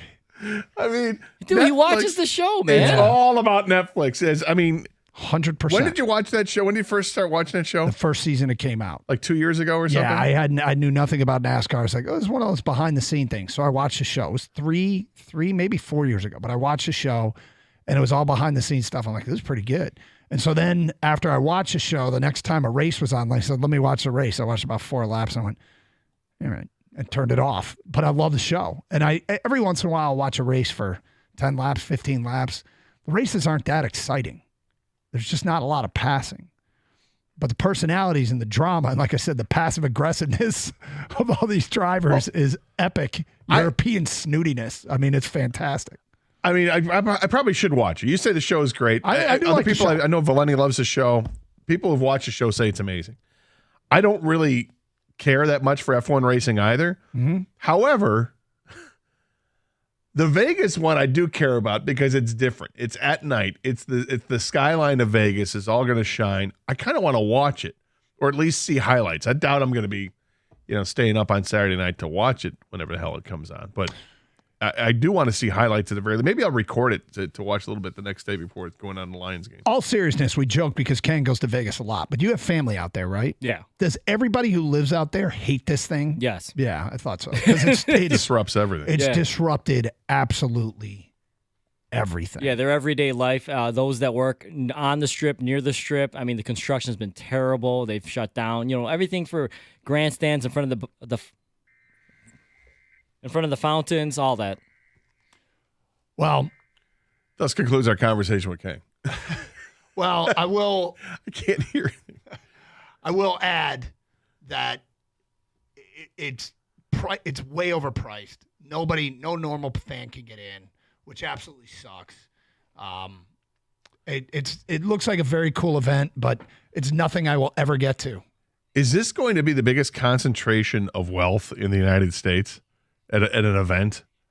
I think for like a sporting event, for a 24-hour period, it might be the greatest concentration of wealth in the world. I mean, I don't know if the Monaco race or whatever. Monaco's insane. Yeah. But I mean, this would it's tough to think what would rival, like at least in our country, is the Kentucky Derby. Kind of similar to that with all these billionaire horse owners. It's kind of a great everyman topic, actually, of what sporting event you really wanted to go to but couldn't afford. I think near the top of the list would be the Vegas Grand Prix. For me, it was the Derby, the sporting event I really wanted to go to, but I just couldn't afford. I think I would have more interest in going to this than I would the Derby. I think it's the time of the year. You know, the Derby it can be like extraordinarily hot. This time in Vegas is perfect. Right. But Plus the nightlife. We were committed. Like, we were going to go. Yeah. We were going to the Derby. Oh, it's and everything we tried, it just kept coming back of way too expensive. There was no way to do it in a way that we could afford. So I would put, for me in my lifetime, the Vegas Derby was the number one sporting event I couldn't afford. What would it be for you? Where you're determined to go, and then after trying, you're like, it's just not, I can't. I imagine it's going to be a Super Bowl. I mean, we've been fortunate to go to some Super Bowls because of the radio station. Yeah. But as a fan to try to go, like if the Lions, well, look, if that ever happens, right? Mm-hmm. And there's not some connection with the station, if I just have to be like a normal citizen trying to do it. Sure. I think that would be the Super Bowl. Would be really, really, really disappointing that you just can't figure it out. All right, you let us know, what is the sporting event that you wanted to go to, you were convinced to go, you were committed to go to, but in the end, you were like, I'm priced out. I can't do it. I can't make this work. What was it for you? In the meantime, we do have a Lions question we'll get to today at 11:10. It's Carson Anderson, 97.1 The Tick.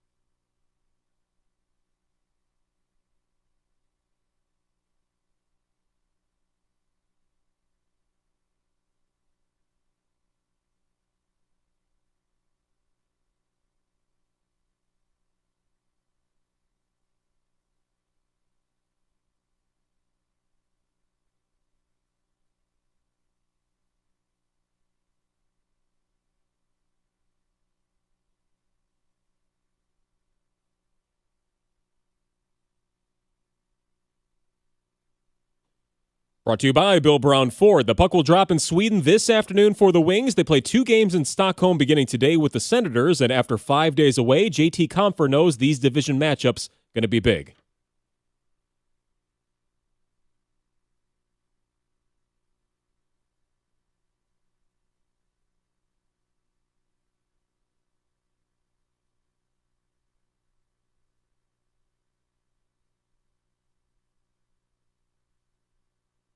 And they're going to face off at 2 o'clock both today and tomorrow. First against the Senators, and then they'll get the Maple Leafs for the Friday game. Ken Cal and Paul Woods will have the action right here on 97.1. NFL tonight, the Bengals and the Ravens will play the Thursday night game, big one in the AFC North. As for the Lions, they continue to practice for their game versus the Bears on Sunday at Ford Field, and Khalif Raymond apparently has suffered an ankle injury that may limit his availability for Sunday. Also, baseball owners made it clear that they're just fine with the Athletics becoming the first team to make roots in Las Vegas, voting heavily in favor of allowing the move today, though their new stadium won't be completed until 2028. And MVPs will be handed out for the 2023 season as well. Corey Seager of Texas and Atlanta's Ronald Acuna Jr. have been the heavy betting favorites.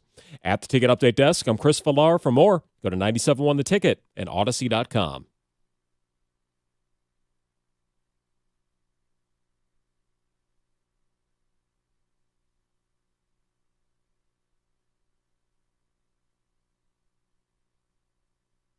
Got a Lions topic we'll get to coming up in 8 minutes. Don't forget, we're giving away Lions tickets with a Carson Anderson quiz question today at 1:26, a little bit earlier than normal because we've got Red Wing hockey from Sweden this afternoon. 248-539-9797. Toby, you're on 97.1 The Ticket. What's up, Toby?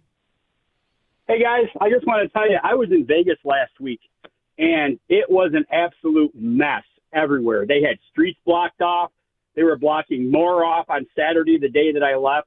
The hotel that I stayed at, the start-finish line and the pit area was directly behind the hotel I was at, and they weren't letting anybody park in the parking lot in the back because all of the trucks were coming in with all of the cars and the support crews and everything, and they had leased out the parking lot of this hotel and casino. It was just an absolute mess, and the employees that work there on the Strip are being forced to park at the convention center and shuttle their way to the various casinos and hotels that they work at on the Strip. And everybody out there is just completely fed up with all of this. Wow. I'm not surprised. Now, the one thing I've never had in Vegas, nor have I, well, it's not completely true, but when I've gone to just Vegas, you fly into McCarran, I've never had or needed a car. Did you have a car? I did. And so you were screwed.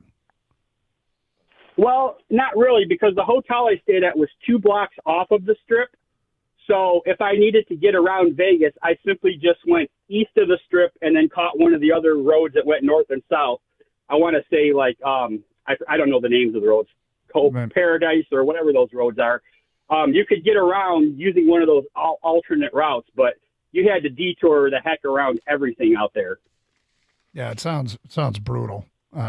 And yet, I pity the people that live out there because they got to deal with this, and even after the race leaves, they're still going to have these streets blocked up because they have to tear everything down. Hey, appreciate it, Toby. 248-539-9797. When you said never have or needed, I thought you were going to say hookers. Never have nor needed. Fair enough. So now you have. Yep. Said it. Mike in White Lake says, I was in San Francisco and I called Pebble Beach. It was $1,200 a night, including golf. I just couldn't swing it. Jimbo says, any Detroit Lions home game now. These are things that you just find yourself, you're committed to go, but you're just priced out. You know, it's kind of interesting when you think about all the things that go on in that venue and different pricing that can go on. Like, just went to Metallica at Ford Field. You know, to have good seats was going to be really, really expensive. Obviously, to go to a Lions game now is extraordinarily expensive. To go to the MAC championship game, not so much. No, it wasn't. It's kind of funny when you think about it. Wait a minute, I was just here like 2 weeks ago and it cost me $500 a ticket. Now I'm going to this game and they're letting, you want more tickets? Come on in. It's $10. It's free. Want a suite? Slouch in Midland said, I was 17 years old when the 1996 Olympics came to Atlanta. I had my heart set on going, but I just wasn't able to save enough money working at a gas station in Shelby Township as a cashier. I had set my I was going to go to the Sydney Olympics. Oh. Back in I know there's some kind of I've been noticing that. It landed on my mic. It's like a fruit fly. Did I get him? I don't think you got. I mean, you got the mic. I did get the mic. Good job. Yeah. I was going to go to the Sydney Olympics in 2000. I literally was putting away $25 a week for 4 years. Person I was going to go with didn't save a dime when it came around. I had no one to go with. So I bought a house instead. Probably a better move. Yeah, but you've gone to Australia by yourself before. 2 times. But, well, no, I only went once by myself.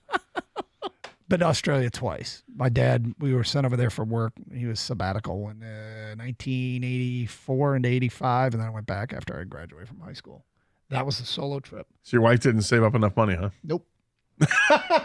I was gonna say, like, we were dating at the time. Who's this person? She was supposed to put away $25 a week, and after about 3.5 years, I'm like, I got this money. I think we can afford this. And she's like, hey, I got something to tell you. I'm like, what? I never even started. What year did you guys get married? Actually, in 2000.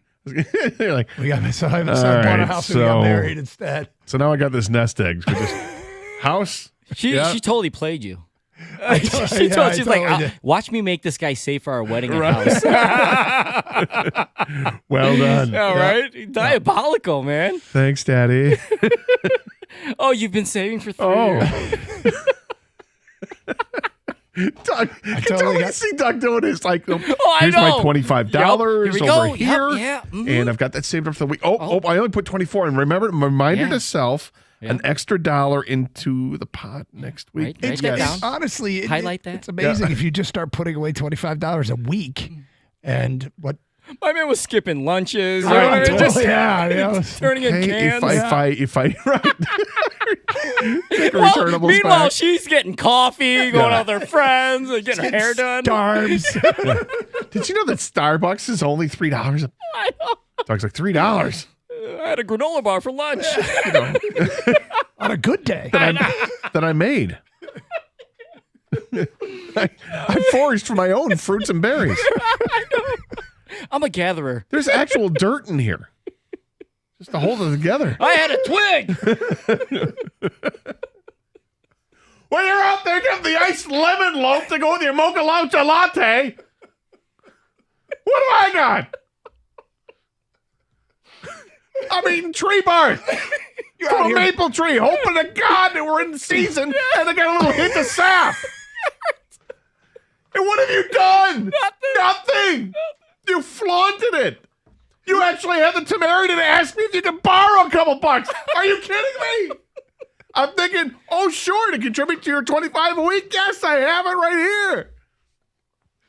Thankfully. I mean, what a letdown. At what point did you find out that she's like, by the way, I haven't collected a single It was after dime. about 3 years, and I'm like, 3 years?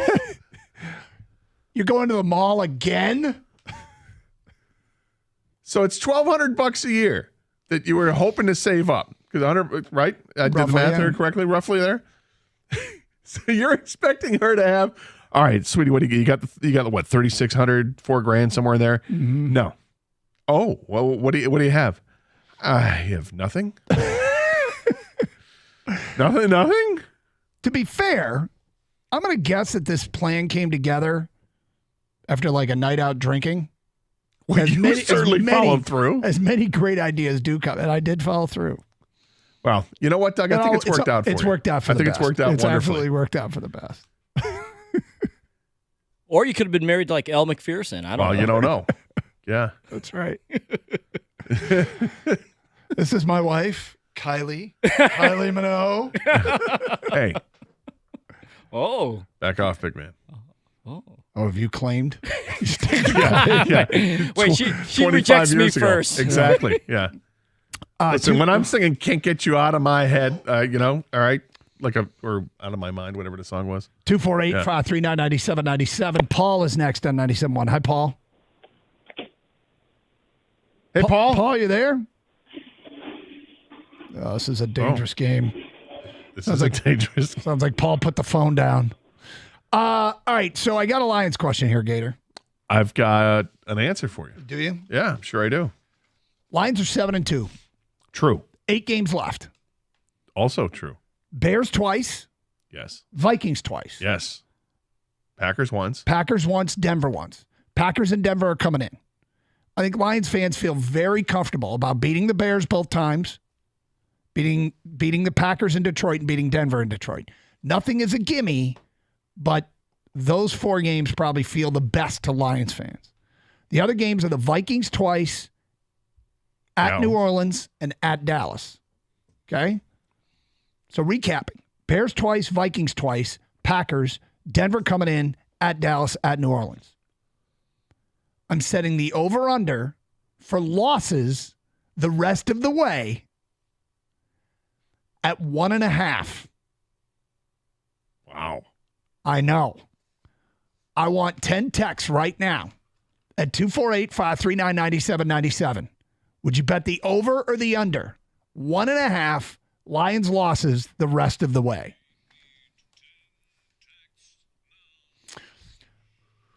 Regular season.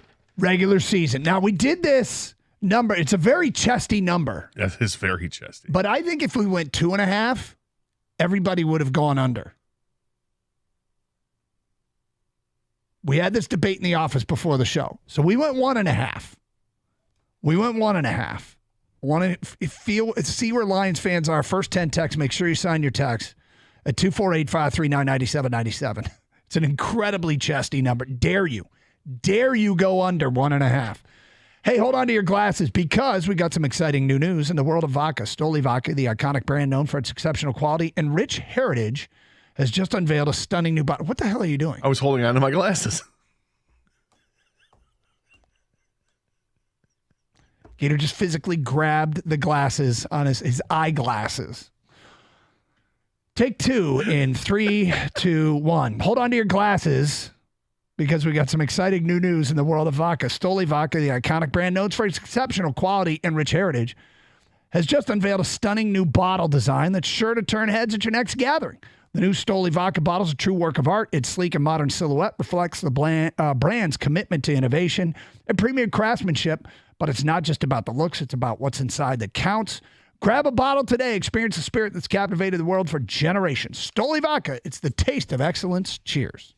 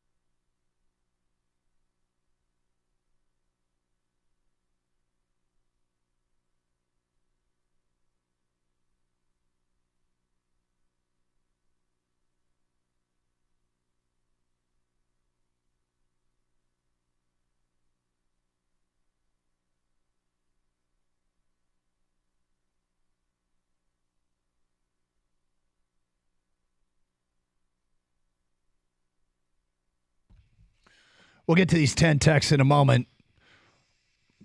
Open line calls as well at 248-539-9797.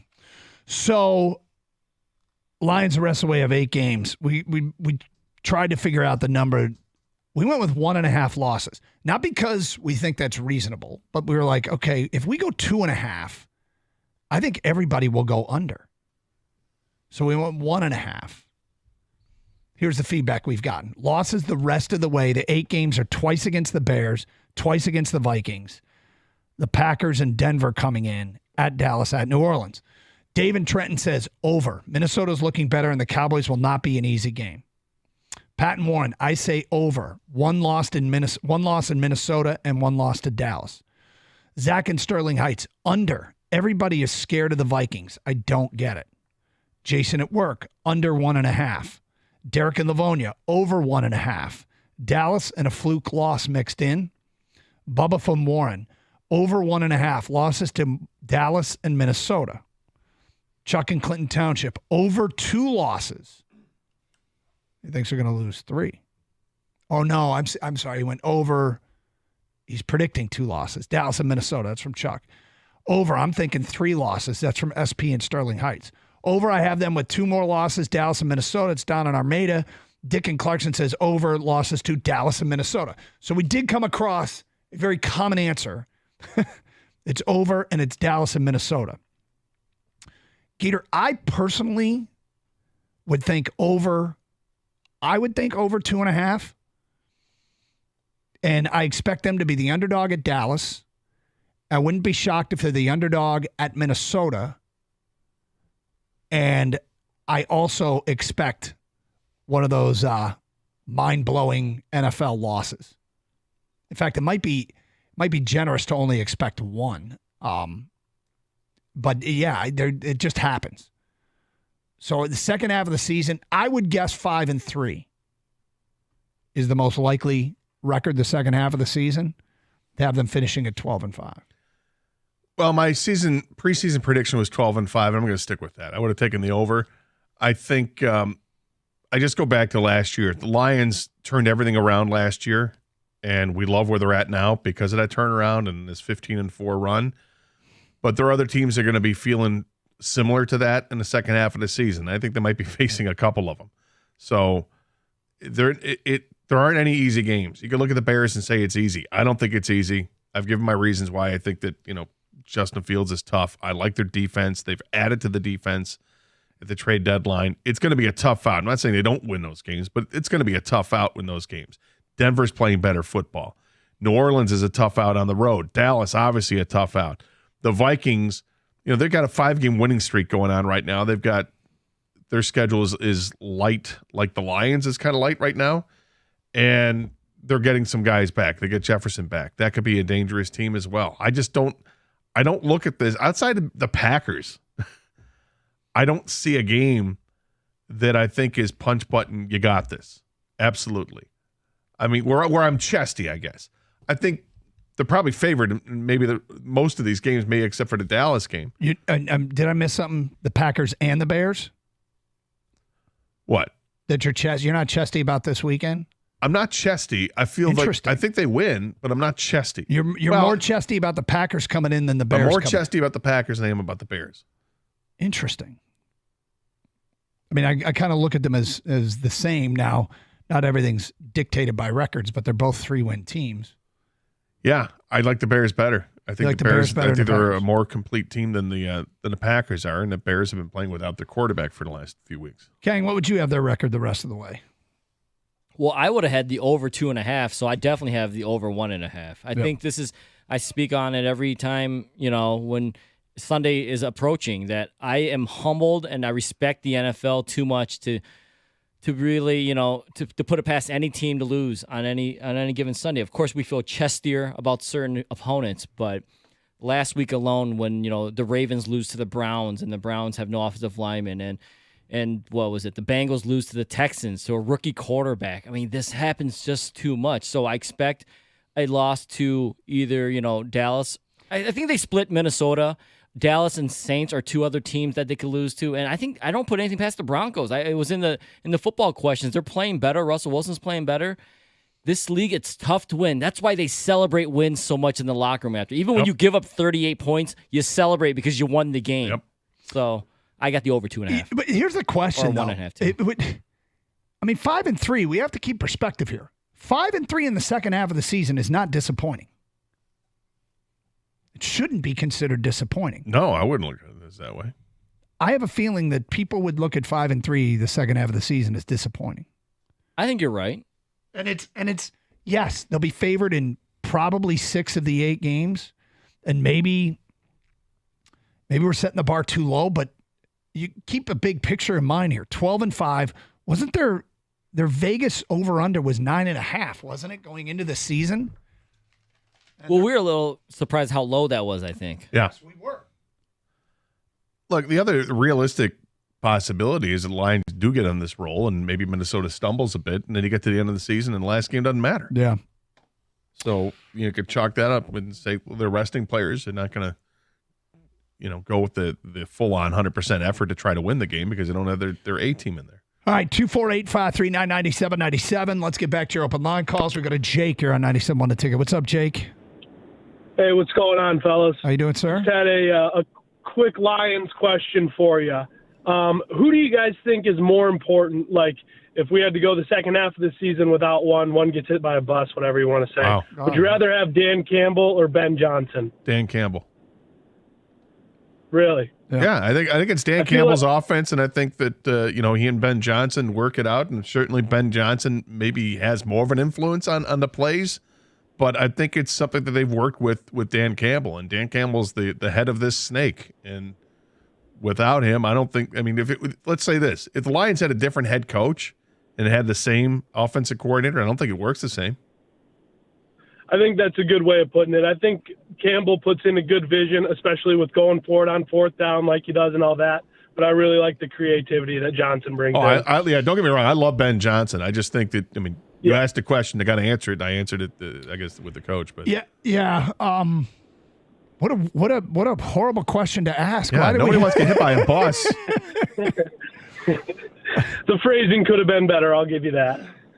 What made you ask it, just out of curiosity?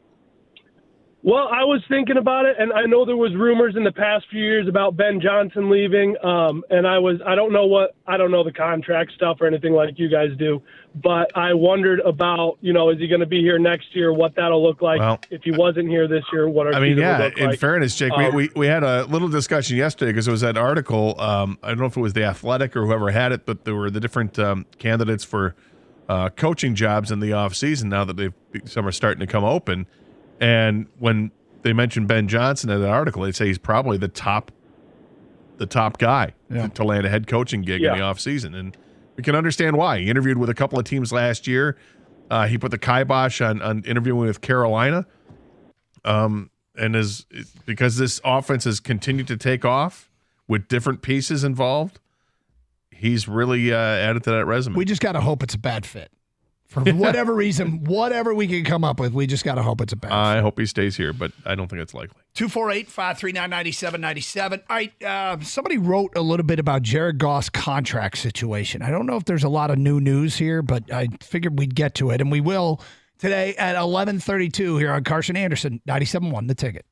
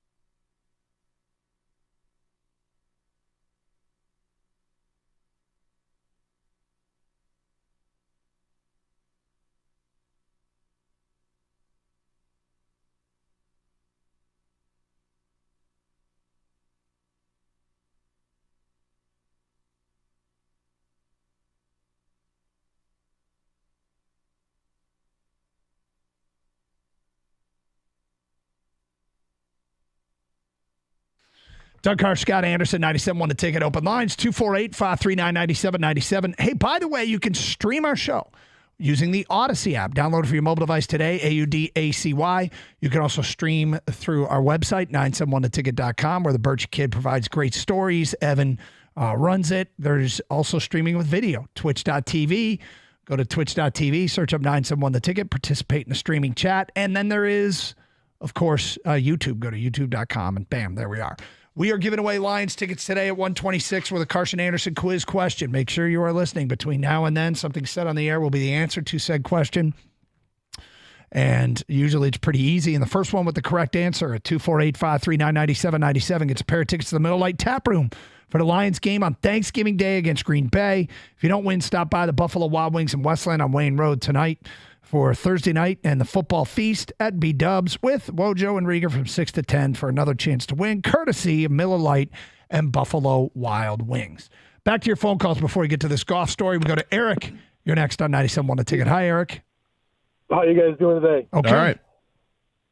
Now, you have to understand, when you're talking about Dan Campbell, this man has taken the time to get to know his personnel, which means he knows he's not a riverboat gambler like everybody says. He knows his team. So when he's going for it on 4th and 1, he understands if they don't get it, my defense is now put in a position to hold them. This isn't some clown outfit. It starts at the top. When you meet a good person, you meet that person's father and grandfather, it trickles down. It starts at the top. And that's the only way that you're successful in this world. There's nothing wrong with gambling. I mean, gambling, it's various degrees of risk. That's all it is. I mean, going like on Sunday, it wasn't a clown move to go for it on 4th and 2, but I don't think that he was thinking, oh, it's okay if we don't get it because our defense can hold them, because the defense hadn't held the Chargers all second half. It's a gamble, and he's allowed to do that because that's who he is. Yeah. And he knows his personnel, and that's the thing that you have to understand. When you take the time to learn the people that you're coaching, you know, okay, we've got this, and we're going to gamble on this one. Well, there are some games I would agree with that when you think you can count on the defense because the defense has done their job, and you know what? Hey, it's early in the game. We got this. But on that Sunday decision, that was a ballsy call. I don't think that was because he knew his personnel on the other side of the field that's sitting on the sidelines right now. I think it was, we have to do this now because if not now, then what? This is our chance to, we can get the 2 yards offensively. I don't know if we can, hold them defensively. We got to take care of this ball right now. 1,000%. In that situation, you're 100% right. But most of the time, he already knows, all right, we can make the push or we can throw it to our tackle. I mean, he knows exactly what's going on. He loves his players. He understands who they are. And it just follows. Without him, you have nothing. Nothing. The previous caller, I asked him why he asked the question. I thought he was going to go down the road of let Dan Campbell go to Texas A&M and elevate Ben Johnson to be head coach. I thought that's where he was headed with that line of questioning. But he didn't go that far. Look, it's all working. I would never say that. But, if you're Dan Campbell and Brad Holmes, while all this is going on, and they're not in a vacuum, they know that Ben Johnson's coveted. Are they likely to be grooming Mark Brunell to take over? Or are they keeping eyes on other offensive coordinators elsewhere? I just picked Brunell off the staff. Because he's grooming anybody. Quarterback coach, right? I think they have an idea. I think they always have ideas, guys they like and guys that work closely with the offense, whatever, whether it's in-house or not. I would imagine that you'd probably want to do something in-house because there's the familiarity, whether it's the quarterback coach, the tight ends coach, the wide receivers coach, whoever it is, someone's going to be just fine. I'm not as concerned. Look, I don't want to lose Ben Johnson in the offseason. I love keeping everybody together and just, making this thing roll for a long time. There's something to be said of having that same hierarchy in your coaching staff. But the reality is you're going to lose guys. And I think that they're okay if they lose guys. They've proven that they can find and make the right hires. All right. I said I'd get to this. Let me follow through on it, and then we'll get back to your phone calls. Jeremy Fowler of ESPN was writing, they were emptying the notebook, if you will, today, some insiders. And Fowler wrote the following. One team quarterback marriage to watch is Jared Goff and the Lions. Goff is putting together another Pro Bowl performance for the 7-2 Lions, and 2024 is the last year under contract at $26.65 million, well below his market value. Goff and the Lions have had talks about the future, but no deal is in the works this season. In the offseason, however, the Lions will likely up their efforts to secure Goff's long-term future. He's only 29, and the Lions know asking Goff to play the final year of his current deal is untenable. This is a marriage that has worked wholeheartedly with Coach Dan Campbell telling me before the season, quote, when you have a quarterback you believe in, why would you ever move on? So, again, like I said, I'm not sure there's anything particularly new there. I didn't hear that quote before, but it's not a shock. Which quote? The last one you read? Yes. Here's the thing about it. I'm going to guess when we talked about Jared Goff's contract leading into this season, there was some pushback of extending him before the season. I think anybody that was hesitant about Jared Goff and extending him, are they hesitant anymore? I don't think they're hesitant about extending him, but I do think that they're going to be fiscally responsible. I don't think they're just going to go willy-nilly and give him the biggest contract in football. And I don't know. I have no idea what Goff wants. You know, we talk to Goff every week. I think he's an incredibly level-headed kind of guy. Got a dry sense of humor. I think he's great for this team. I still, when I watch the videos that the Lions put out after games and they win, and everybody's in the locker room, and yep, and then he ends up breaking them down at the end because he's the captain. It's hard to even. I still have a hard time processing that because he's not what I think the typical captain is. Somebody that's all in front of the cameras and rah-rah and all this. He's unquestionably the leader of that team, and yet he's not, terribly in your face about it. So I don't know. Maybe it's just the way he presents himself, a little laid back, that I don't think that he's going to ask for $55 million a year. But is he deserving of it? Sure. His agent can make a strong case and, pay to my man. Pay to man his money. I'll never criticize a player or a person trying to get what he thinks he's worth and the most value that he deserves for himself or his family, okay? But I think if you're Jared Goff, and you're right, Gator, we don't know what he's thinking and how much money he wants. But I think hopefully he realizes this, and people around him realize this, not just this agent, because, agents only care about the money, right? But other people realize what a blessing this may have been to come to Detroit. I mean, he was left for dead. He was the scapegoat. McVay didn't want him. The Rams didn't want him. The league thought he was done, essentially, right? Most of the league. Mm-hmm. Brad Holmes still believed in him. Dan Campbell got here, and was like, hey, this guy could be our guy. Don't count him out. And guess what? They're 7-2 right now, favorites to win the division, and if not more. I hope he doesn't forget that this is a place where it kind of reborn, and started his career all over again. Second act of his career. Exactly. So you don't have to be that break the bank guy. I mean, you're going to get rich, man. Let's just be honest. He's You're going to already get paid. rich, You're yeah. going to get paid a lot of money. Yeah. I hope that's not what putting him over the top is what keeps him from being a quarterback. I find this very interesting because we've done this for years, and the term hometown discount gets thrown out there. And whenever that does get thrown out there, one of the first people to push back on that is our producer Kang. And you're not talking about a hometown discount, but you're talking about maybe a discount because of it's not only what Jared Goff's done for Detroit, but what Detroit's done for Jared Goff. Exactly. Yeah, it's not the hometown discount. I think people kind of put way too much into that usually. This is just this is the right place for me, man. This is what, It's his right fit. Exactly. And I hope that he doesn't, like I said, he's going to get paid a ton of money. I just hope it's not, hey, we're fighting over $5 extra million. Hey, stay here for $5 million less, if that's the case. Yeah, I mean, because I think you're right. Holmes is fiscally, I think he's going to be responsible. You look at some of the monster contracts that have been handed out there, and not all the contracts are guaranteed, but I wonder if it means more if you look. I know that maybe $55 million is probably the number that you could get, but if we went with a number that was at 50 or just under 50, but we guarantee the whole contract, is that good enough to keep you here and get you to sign right now? I mean, they'll have I think they'll go into it with the best intentions, and hopefully both sides can work this out and get it done before, the draft. And you know what it is. The other thing is, The NFL makes money hand over fist, and that salary cap keeps going up every single year. Nobody is better than the NFL for finding revenue streams. They continue to do it. That's why they keep going to Europe. You know, in a recession, doesn't matter. Well, yes. Sorry. Thanks for the jab. But in a recession, they're still making money. The cap is still going up. It'll continue to go up. And these numbers that we see when we're like, oh my God, did you see that he just signed a deal for 7 years and $350 million and it's all guaranteed? That's crazy. Like, well, is it? Because that percentage of taking up the salary cap, instead of being at 38 or 40% of whatever that big number is, it's actually closer to 30 or 25 because the cap has gone up. Well, if you were hesitant about a new deal, are you still hesitant?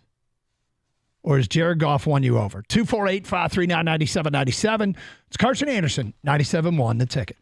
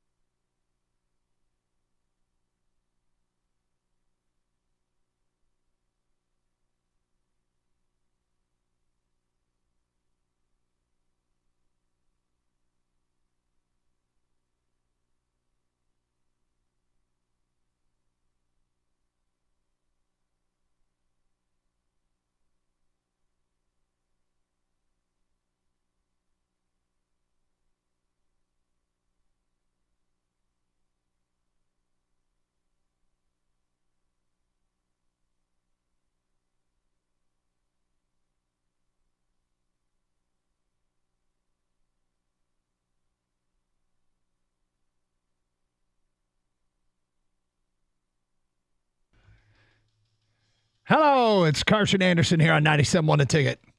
Hope you're having a great Thursday. I feel like, Kang, I got to tell you, I almost feel like we're getting Friday Gator on a Thursday. He's been feisty today.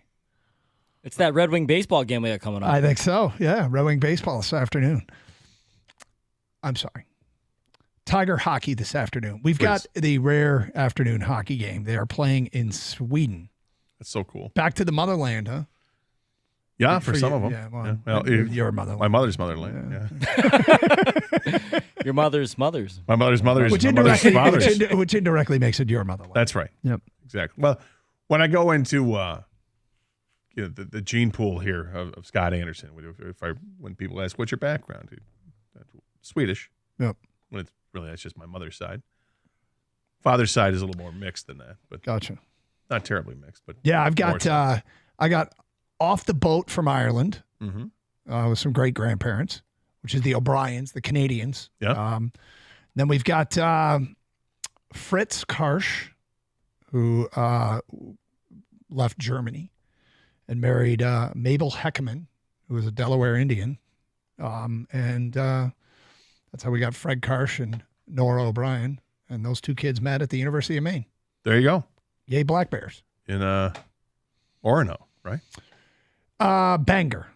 Is it a Bangor? I don't. Or is it aren't they? Are Bangor and like Orono? Raleigh Durham type yeah, thing? it's kind of like exactly, right next to each other. But 248-539-9797.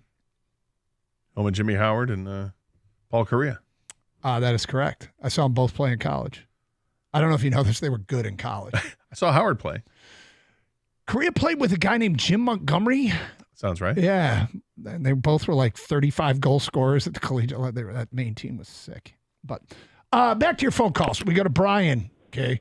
You're on 97.1 The Ticket. What's up, Brian? Hey, fellas. How y'all doing today? We're good. All right, Brian. Hey. Hey, man, I'm not paying golf that money until I have playoff success. I don't want to hear about regular season success. Because I remember a guy that we're not allowed to talk about on your show. All that old, you know what? Regular season success is all right. We need playoff success.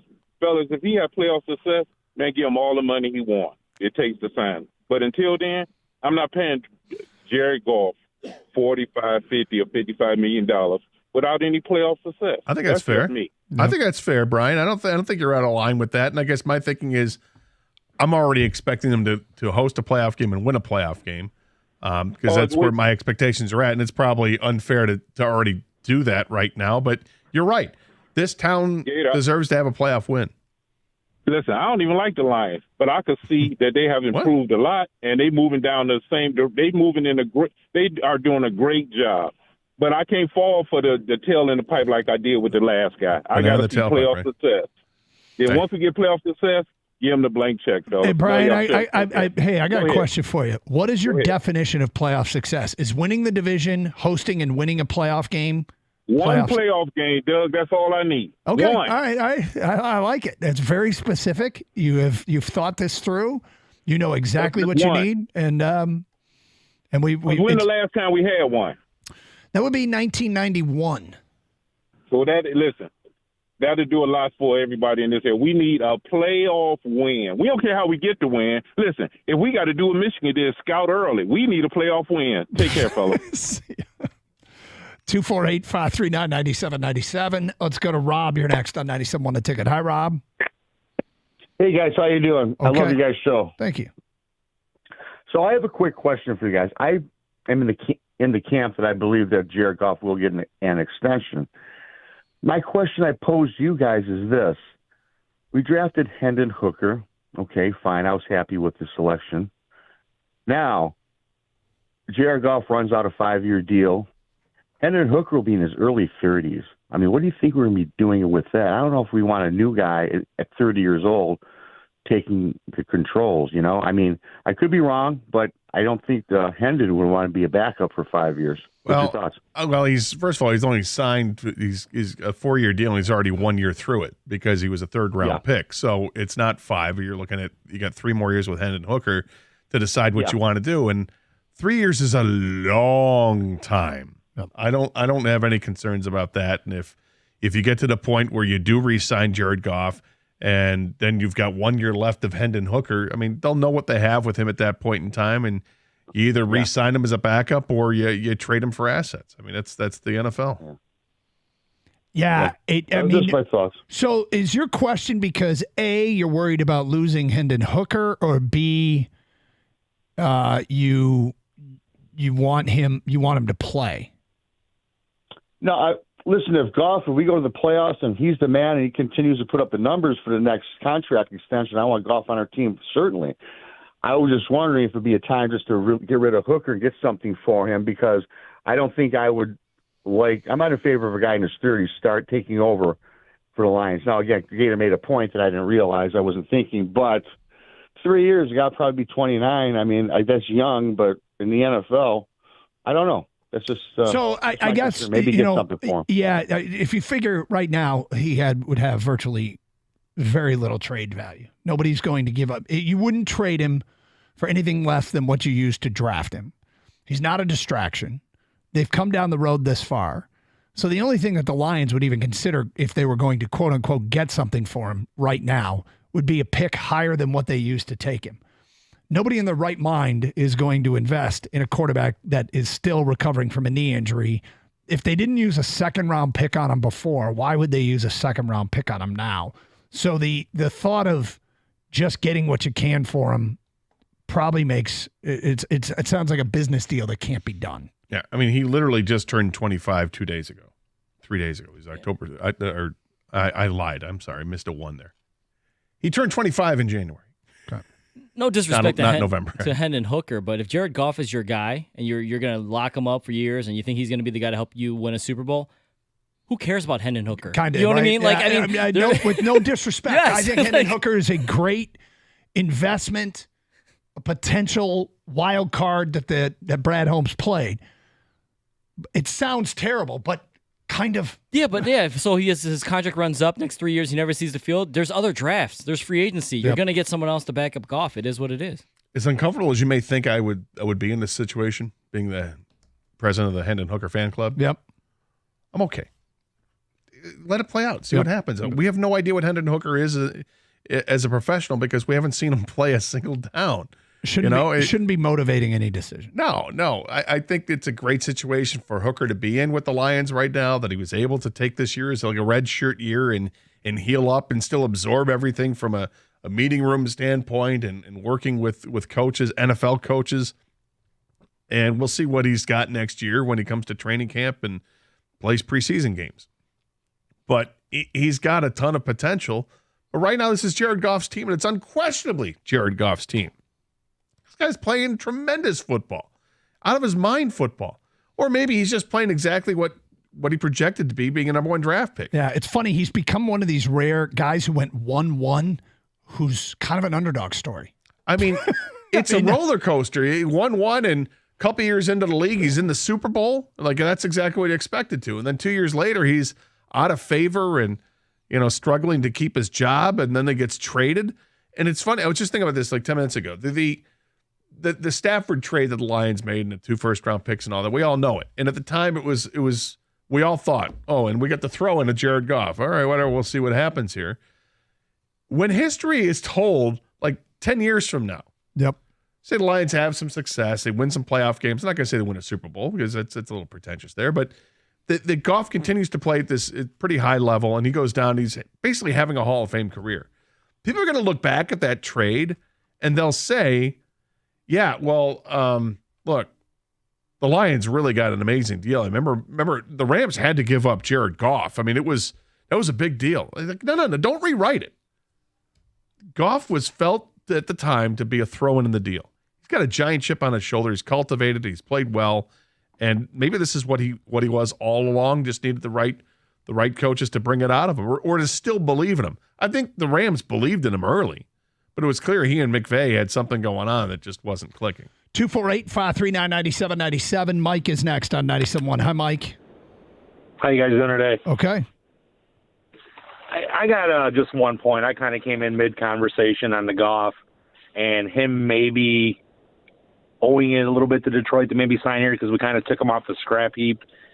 But, I look back at the last 2 times Detroit did this, and they bounced as soon as they could. And I think Scherzer and J.D. Martinez, those two guys were outcasts, kind of like Goff, and I think you got to sign him ASAP. Well, they traded J.D. Martinez.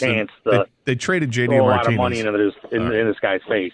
Two things. I think he's leaving in a second. I think it's just human nature. Fair enough. All right.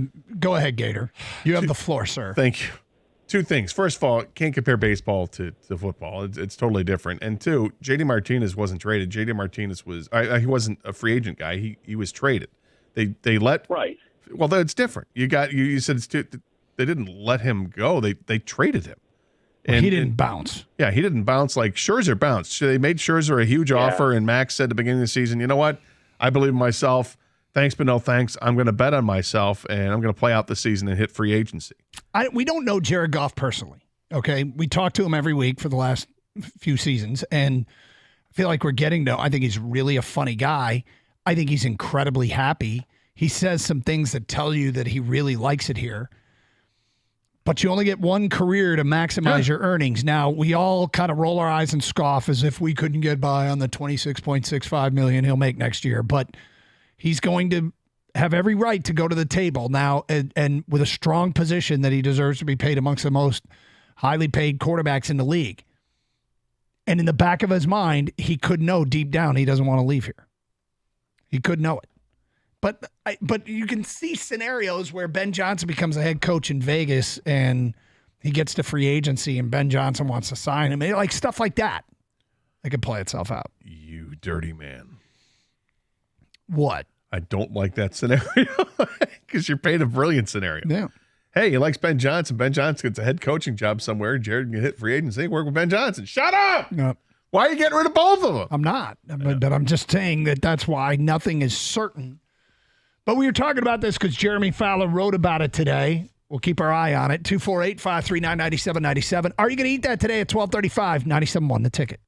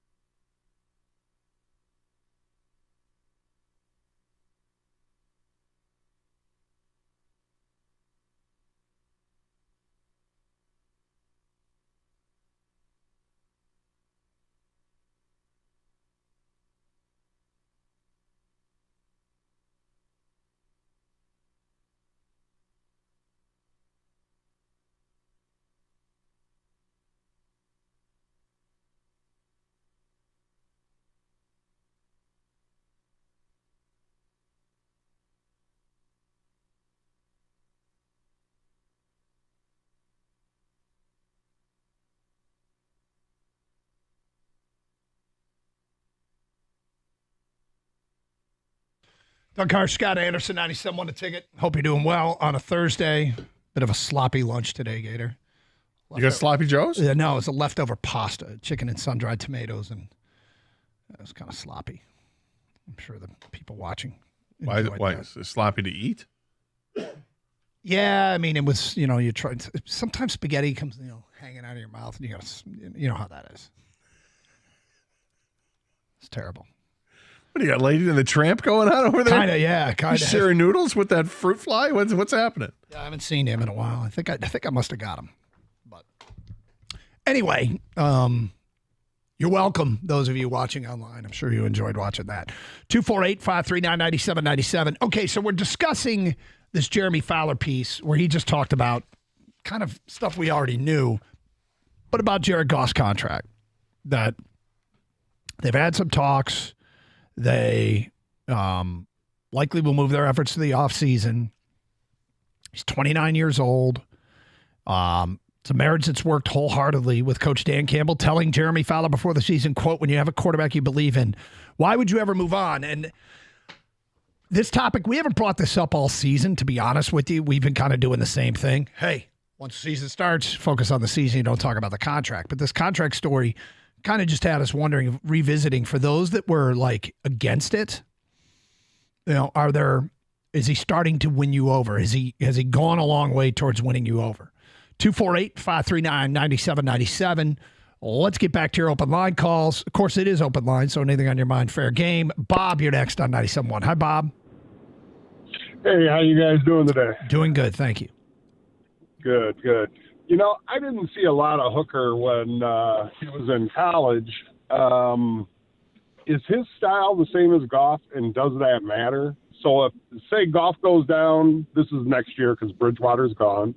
If Goff goes down and Hooker comes in, would there be a huge change in what they have to do as far as the style for the offense and that type of thing?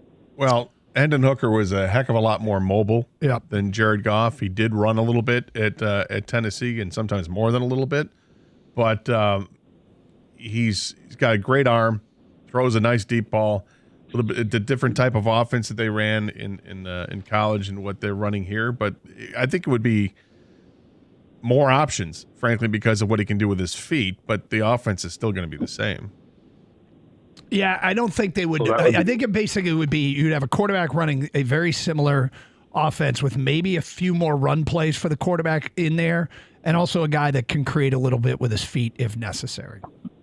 But I don't think they'd change everything. So that would be a good thing then. So what the hell?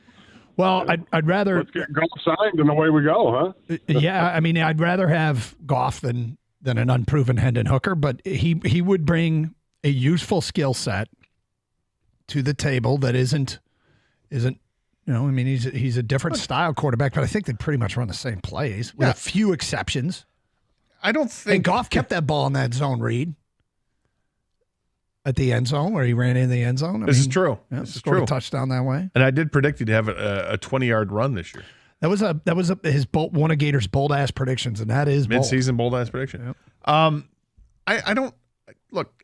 I'm the biggest Hendon Hooker fan out there. I'm not worried about this thing right now. If Jared Goff ends up being the guy, then Jared Goff's the guy, and right now he is. Mm-hmm. He's great. I'm not concerned of what happens a couple years down the line. We're going to have to lose Hooker because no. The only reason Hooker even comes into the equation is if Jared Goff's agent prices Jared Goff so far and away of where the Lions feel comfortable re-signing a quarterback to an extension. Then you start thinking, okay, this is why we drafted Hendon Hooker, because we like Hooker and we think we can develop him, but we're not going to pay a quarterback $55 million a year on a 8-year contract or something like that. That's where it comes into play. I think in general negotiations, if you think that, is Goff worthy of a $50 million price tag? He probably is. But, like Caller Brian said it best, got to win a playoff game, right? Because we've seen the bright, shiny thing that looks good in the regular season, then get to the playoffs and bleh. The difference is it looks like this quarterback and this team is going to get a chance to host a playoff game, which the previous quarterback did not have that opportunity. 248-539-9797. Let's go to Juan. You're next. What's up, Juan?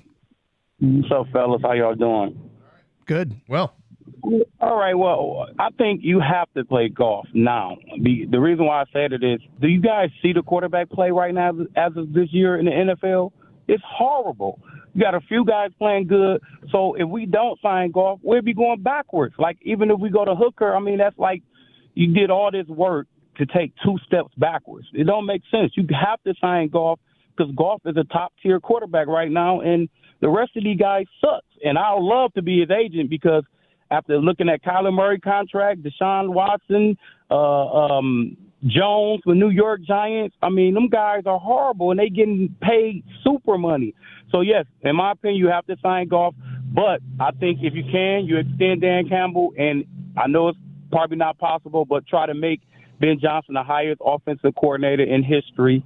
So, basically, to me, you got to sign all 3 of those guys. Well, Thanks look, a lot. I mean, Juan, you bring up something here that I think the relationship between the Detroit Lions fan base and ownership in this town, from a sports talk radio perspectives host, I would say it's pretty accurate to say that relationship has been strained over the years.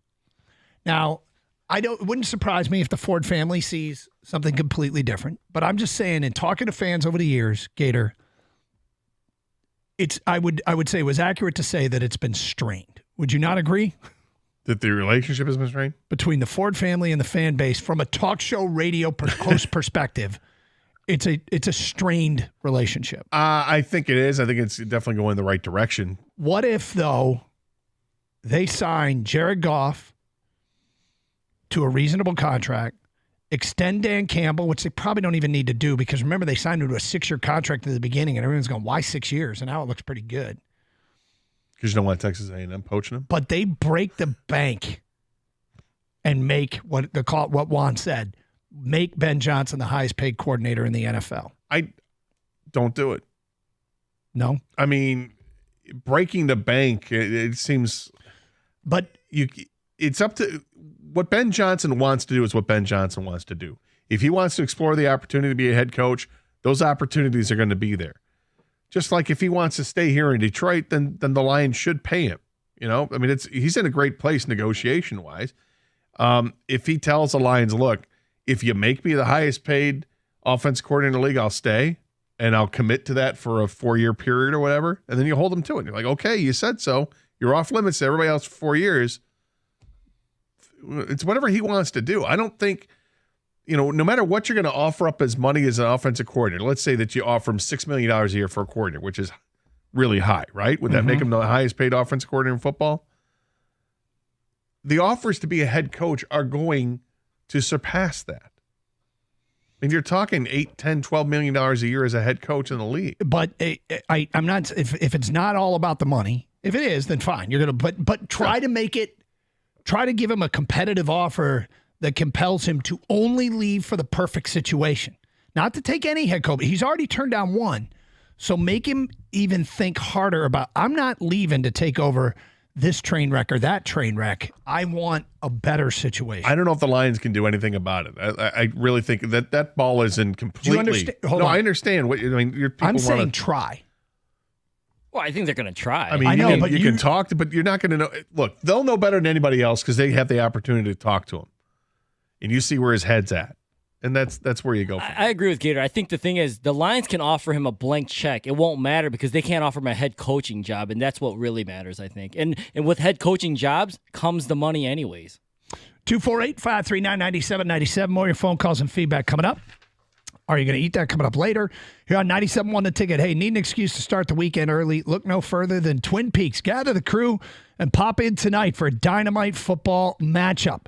Gets underway at 8:20, so get there early to ensure your front row seats to all of the action. Thursday Night Football. Twin Peaks has the best environment for watching sports. Wall-to-wall TVs showing up to 8 different games at one time. They got a scratch kitchen, which puts to shame the term bar food. They smoke ribs, brisket, wings. They serve everything to order, but it doesn't stop there. They hand-cut New York strips, chicken tenders, boneless wings. Have you tried their beer? This is something that they take pride in, and I absolutely love. It takes them 6 hours, minimum 6 hours, to freeze the mug perfectly, so each mug is only used one time a day. And then they pour in that mug 29-degree ice cold beer. It's frosty the moment it hits the mug. You get the beer crystals. It's one of my favorite things on the menu. Plus, they got an extensive cocktail menu featuring a long list of special bourbons and tequilas. Late night happy hour starts at 10. So enjoy those special deals during the second half tonight. Good for Monday Night Football as well. Ask your Twin Peaks girls for the in-house favorites. Twin Peaks, eats, drinks, and scenic views. Go to twinpeaksrestaurant.com for a location nearest you.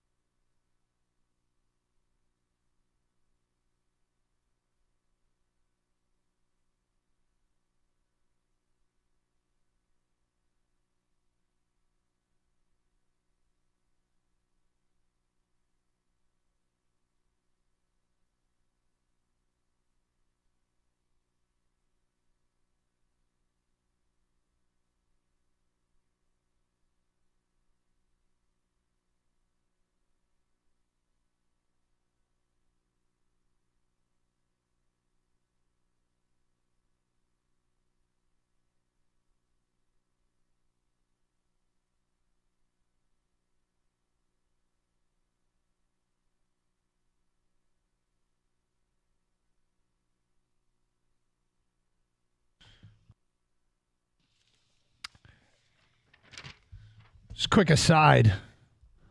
Today, the MLB owners have unanimously voted to move the A's to Vegas. And they will be playing their first games in Vegas in the year 2028. So they need to find somewhere to play the next 4 years.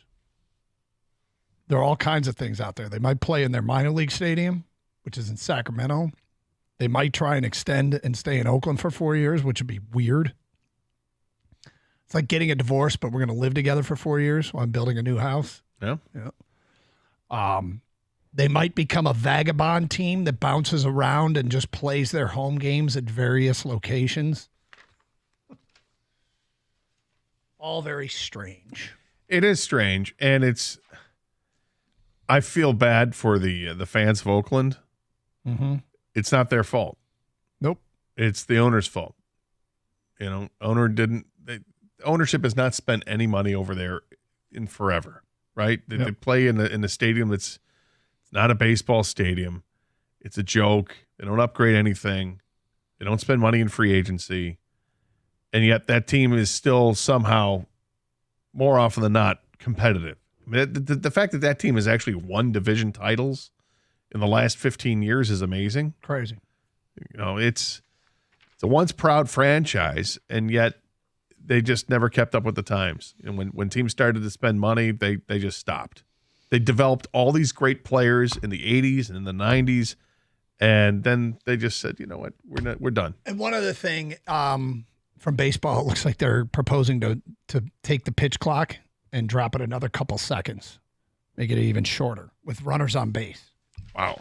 Yep. Not according to The Athletic. The pitch clock will go from 20 to 18 seconds with runners on base, with the goal to get games down to roughly, and on average, 2 hours and 30 minutes. This year they were 2:40. So 248-539-9797. Let's go to Sean. You're next on 97 on the ticket. Hi, Sean. Hey, guys. How we doing today? We're good. Thank you. Hey, I'm in the camp. You got to sign Goff. Obviously reasonable. I said he's taken this team to new heights, but he also has had a lot of talent around him. So I'm not breaking the bank. I'm not giving him 55 or 60 million per. But I said, right now, if I'm Brad Holmes, I'm tearing up his contract, and I'm signing him for 48 to 52, somewhere right in there at a 5-year clip. And I'm rolling with him because I think he's going to take us to the promised land. So big part of the motivation for Goff there, and I mean, people go, well, why would he do that? And I guess you give him a signing bonus of an insane amount of money that he gets right now, which would be huge motivation for him. Just a giant lump sum check right now, signing bonus. Yes, please. I mean, players would want. I mean, you could do that, but I said I know he's 26 million next year. If you just took that and said, look, we're going to give you a $20 million bonus on top of that, but we're going to spread it out through a 5-year deal. Does that help curb next year and the rest of his contract? Because we also do have to look at, I said, Penei Sewell's going to need a new contract. Hutchinson's going to need. Amon-Ra St. Brown's going to be a $18 to $20 million wide receiver. And I want to keep him in there. So ask him, and he does need some help. He is like that quarterback that we don't name, where he's really good, but he does need some help around him. Take a little bit less. Take that 48 to 52, like I said, instead of the 60, and spread it out to Amon-Ra, to Sewell, to Hutchinson when he's up, and keep the core together. And I think we could have success for a really long time. And I think a Super Bowl will be in play with that. Well, this is the balancing act that is the general manager's role, and the capologist with the team and all that, the money specialist. Because trying to balance all of those contracts is not an easy thing.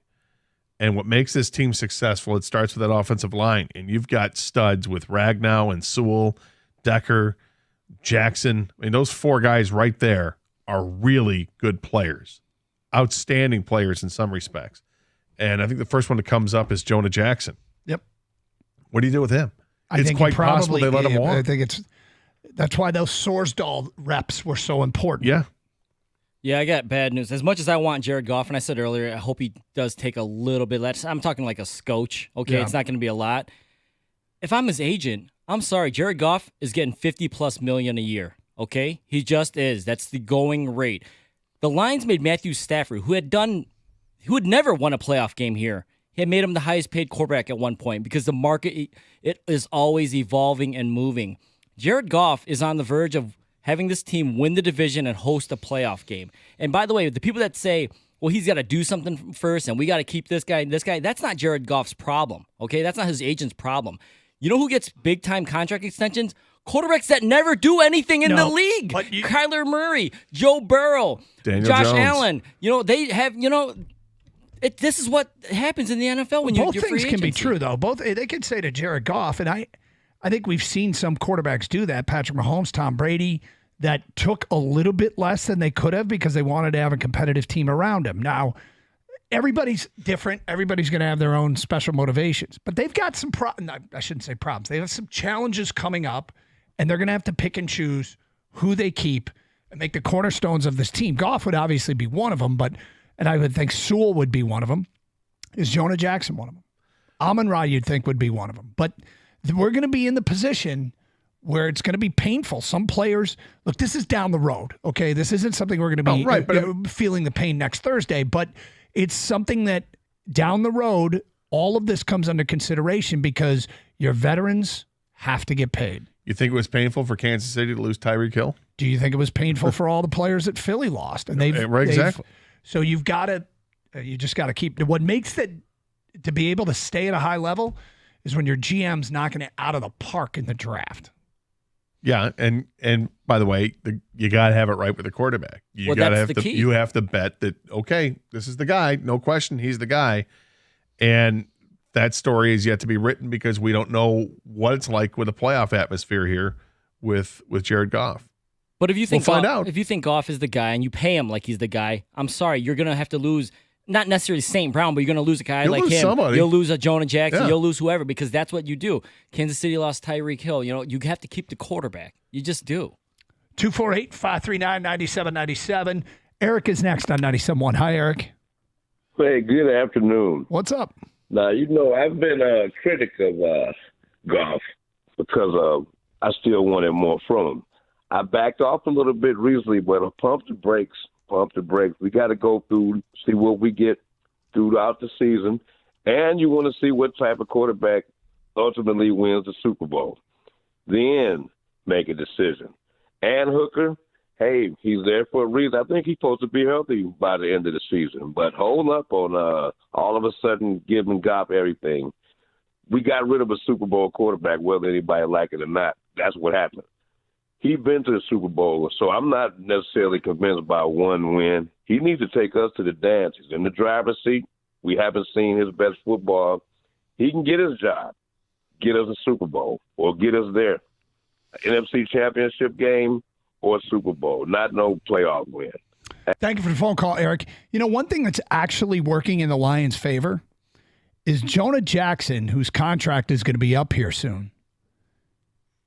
Nobody else from his draft class is left with the team. So there's nobody else in his draft class that also needs a contract extension.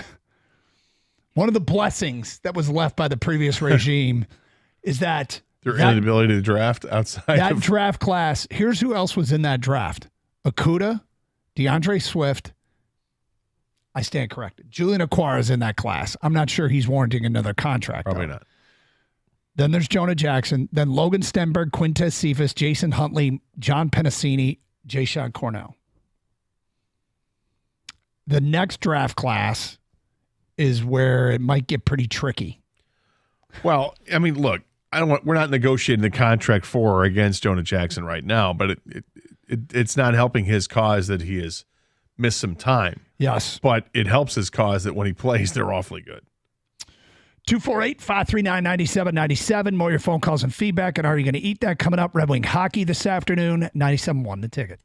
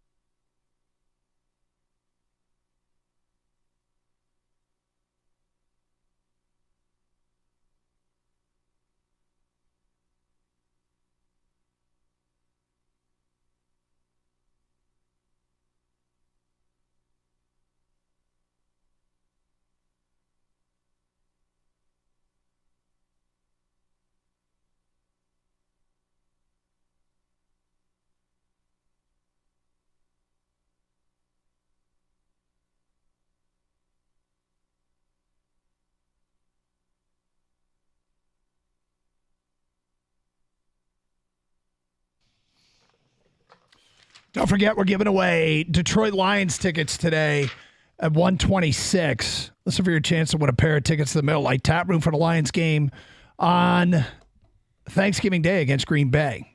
First one with the correct answer to a Carson Anderson quiz question, you will get the pair to see the Lions take on Green Bay in the Miller Lite Tap Room. If you don't win, but want another chance, stop by Buffalo Wild Wings in Westland on Wayne Road tonight for the Thursday night football feast at Buffalo Wild Wings with Wojo and Rieger from 6 to 10 for another chance to win, courtesy of Miller Lite and Buffalo Wild Wings. 248-539-9797.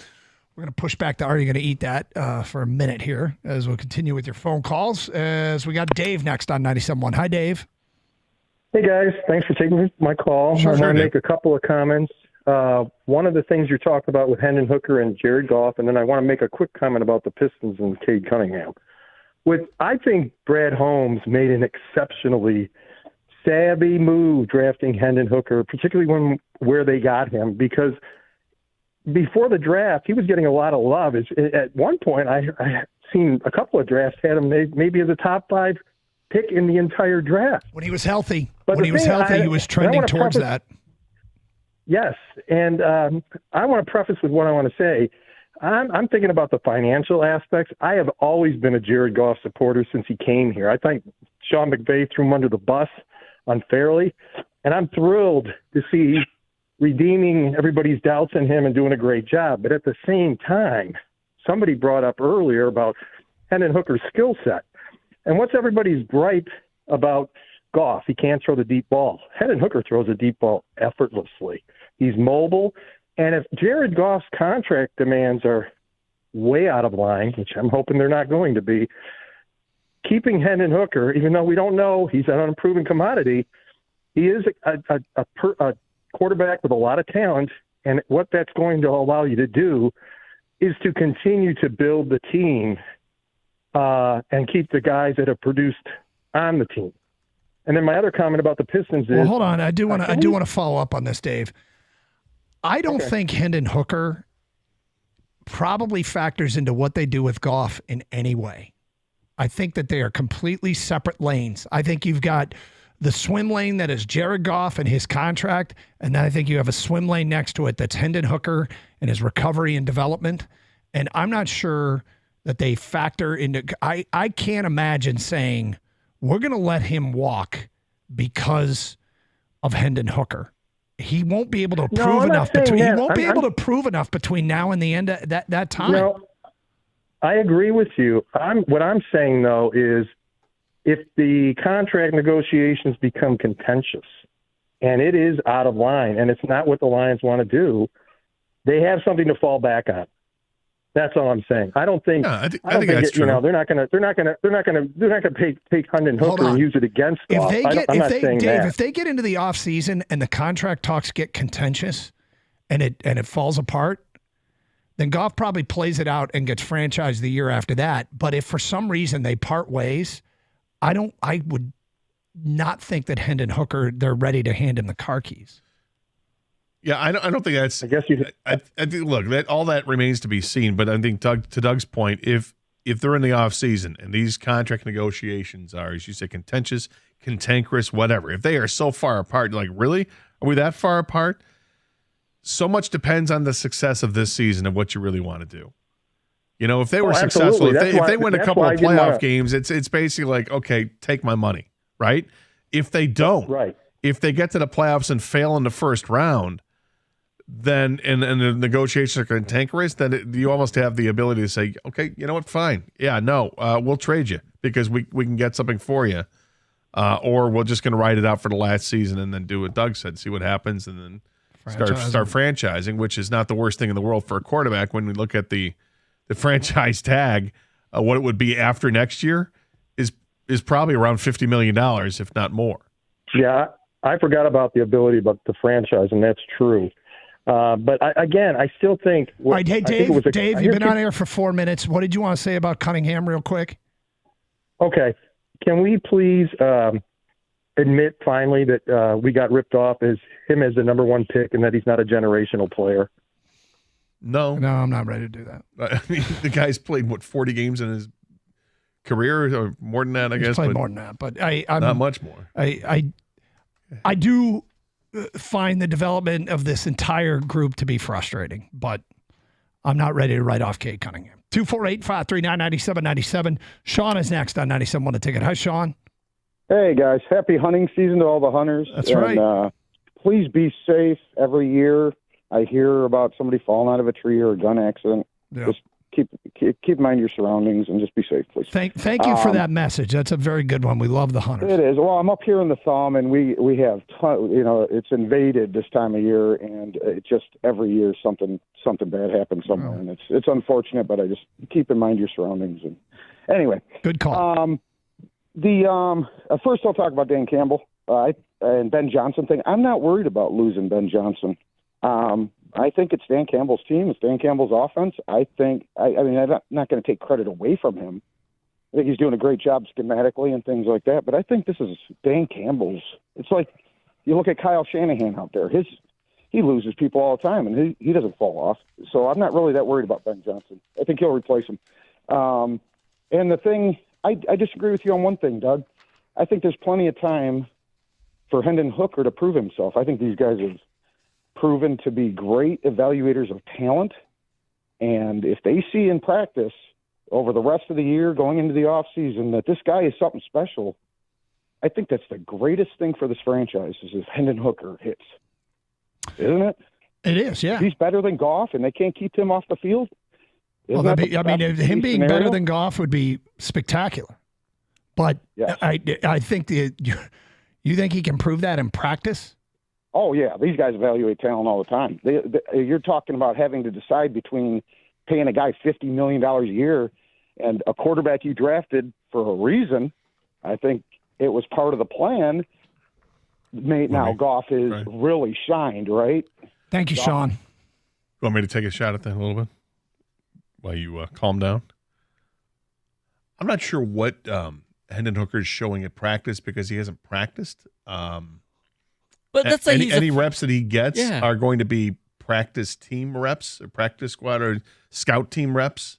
He's not practicing with the ones or the twos. My man said he doesn't even need to play in a game.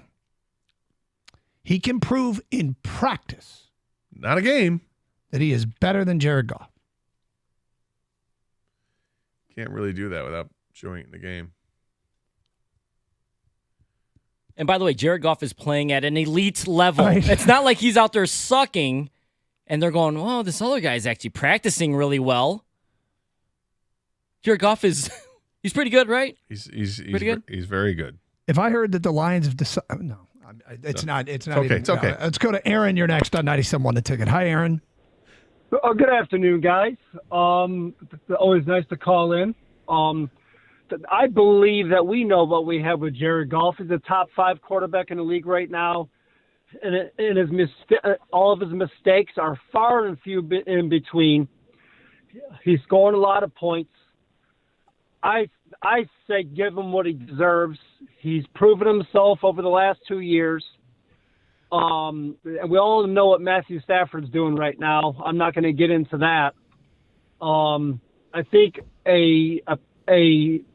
to make a deep run in the playoffs, offense, yes, it has to be together. But your defense, needs to be able to stop a good offense. And we've seen a lot last week against the Chargers. Our defense, just allowed them to walk down the field 5 or 6 drives in a row. And I found, our coach made a very good decision at the end of that game. We had Aaron, the ball. I'm suspecting you probably didn't hear the show earlier in the week when we compared the Lions' defense this year to Kansas City's defense last year. Philly's defense was better, but 2 years ago, the Super Bowl participants were the Rams and the Bengals.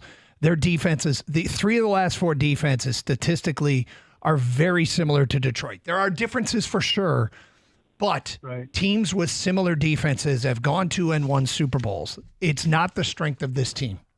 Who was the team that was it? It was Philadelphia when they won the Super Bowl. They beat the Patriots, right? Yes. Those are the 2 best defenses in the National Football League, if I recall, back at the time. And the score was like 40-something to 40-something. Yeah. I mean, You I just want feel your like you defense can to just make kind of plays, but take numbers for what they're worth, which is. let me put it to you like this. When you have face an value. offense that's operating like this, the defense needs to reach a certain level to be successful. I think they've reached it. They've won at Kansas City. They're 7-2. They've had some stinkers mixed in as well. And there's room for improvement. Right. Like, and you could try to look at the other way and say, if your defense is playing at that high level, you need the offense to play at a certain level. Like, look at the Jets. Yes. Jets have a high level defense, but their offense is not they're not competing at that level enough. Yep. At a high enough level for them to translate to being, we're going to make the playoffs with or without Aaron Rodgers. The Lions, though their defense has had some big question marks, it's been in a few games. The other games, they've really shown up. And hopefully they show up again on Sunday and throughout most of the second half of the season. And this team's looking at a 12-13 win, 14-win season. Are you going to eat that? 12:51. Carson Anderson, 97.1 The Ticket. Hey, if you got dry, itchy skin and colder weather, get a Kinetico system, a water purification system installed by CGC Water. If you're tired of running out of hot water, do what we did. Call CGC and ask them about the Navien tankless water heater. We no longer run out of hot water. We reduce our energy consumption. We're saving money monthly. We've cleared a bunch of floor space in the storage room because the Navien hangs on the wall. We've got the big water tank out of there. Call CGC Water and tell them Car sent you, and CGC will offer you 10% off the installation of a Navien tankless water heater. 855-339-4242. That's 855-339-4242.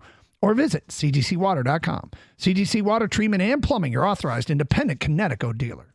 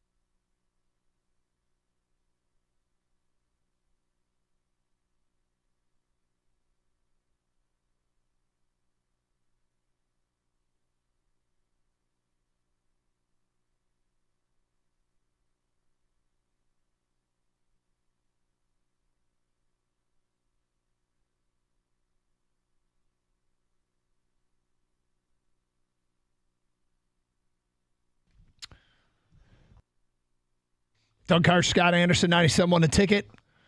Look, we started this because Jeremy Fowler wrote about Goff's contract situation. There wasn't really any breaking news in it, but it sure has led to a lot of phone calls. Let's get back to them. We go to Rick. You're next. Hi, Rick. Hey, Scott and Doug. Hi. What's up? Hey, I think we certainly have to keep that offense together if we want to continue this, especially, obviously, number one, Jared Goff. I don't think we're really missing much, maybe a wide receiver. And then we could concentrate on drafting defensive help. But then I have a question. How much control does Sheila Ford really have? Over what? Concerning the money. I think final approval. I mean, I don't think typically the owners have some say in how much money they're spending on things that don't have a cap, like coaching staffs. Okay. Yeah. I just wondered if she would go all out. I kind of hope she does. I think it's a real chance to change the narrative about, we're going to let you go because of the wind, but a real chance to change the narrative but about what it means to this family to win. I mean, we're talking about making a massive offer to Ben Johnson, and if you need to, I don't think you need to lock up Dan Campbell, but if you need to, it's only year 3 of a 6-year deal. I would imagine when it comes to money that's paid to the staff, that maybe she has final say. She probably has final say in everything, right? But but that's where it would make sense. Hey, Sheila, we need to pony up some extra money here because we want to bring Ben Johnson back. She says, oh, I totally agree. And what are we talking about? Then talk about it that way. When it comes to player personnel, I would hope that she trusts her front office of Michael Dissner and Brad Holmes to make up their minds of what's best because they're operating under a cap, right? So that nothing else matters. It's the cap world. You max out the cap, and you delegate the powers to those people with their powers, and that's Dissner is basically the cap guy with the Lions, and Brad Holmes the GM. Let them worry about it. We go to Rob. You're next on 97.1 a ticket. Hi, Rob. Hey, good afternoon, guys. What's up? Great show. Thank you. Hey, first off, I want to talk about Jared Goff, but I want to say something to you, Doug. Thank you very much on Saturday. I was in the car all day listening to the Penn State-Michigan game. And when Penn State, went for it on 4th and 7 and we got the ball back, it was, I don't know how people felt watching it on the TV, but for me on the radio, it was very intense. And the call you made when Blake Corum, that first drive, when he got the ball and he went down that sideline, it felt like the shot across the world. And you gave me goosebumps. I felt great, and it just made my day. Well, thank you for saying something. You must have really painted a picture because it just sucked watching it on TV. Rob, it was very intense on the radio. Rob, I appreciate it. That was a tense game, and I got a story behind. There's a long story behind that call, but I'll get to it on a slow day. But thank you for saying something. It's very kind of you. No, it was a great call. I mean, I got goosebumps. I almost ran off the road. My wife smacked me and said, "Pay attention to the road." Yeah, good for her. The Jared Goff thing. I just got on the in my car, and I had just heard the call or 2 calls before I called you guys talking about Jared Goff and about Hendon Hooker. I think we need Goff, and if they don't sign him now, I'm very afraid that he will follow Ben Johnson wherever he goes. I know he's probably going to be gone after this year. I don't know what your guys' thoughts are, but this man that's the biggest threat.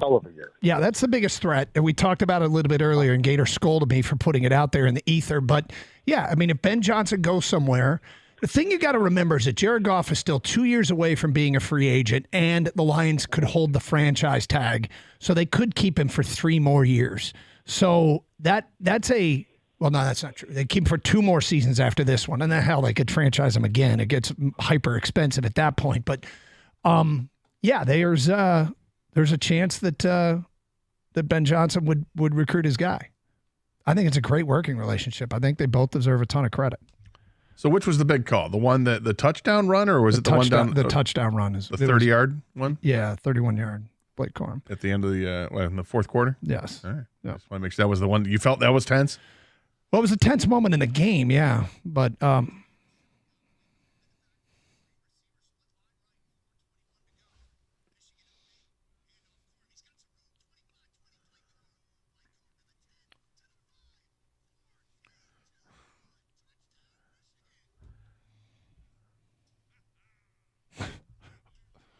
Who's Johnny Cheerleader in the back?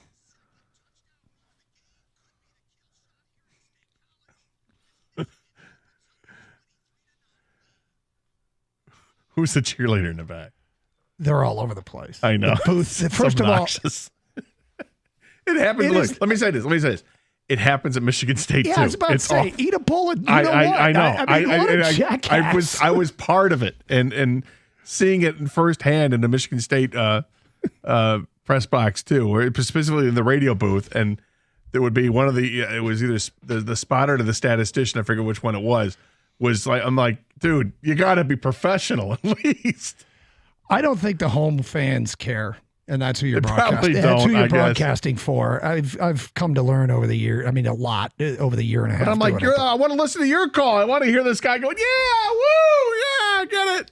While you're in the middle of your call. Yeah, I guess I have the amazing ability to hear both, and that doesn't bother me. That's impressive. That's a superpower. I almost did you start? Are you going to eat that early there when the Gator, Doug? Jeez. Yeah, I kind of was. Yeah, I would say no. Flush it. That's not going to happen. Here's a nice hot piping bowl of you know what. I don't want to launch into the story because we got a hot show going on. We don't really need to get into it, but there is a story behind. Oh, a hot show. I like it. Well, there's people want to talk. We pushed back to Are You Going to Eat That twice, and now we're running out of time to do it again. Let's do it. Let's go. Are You Going to Eat That? Here we go.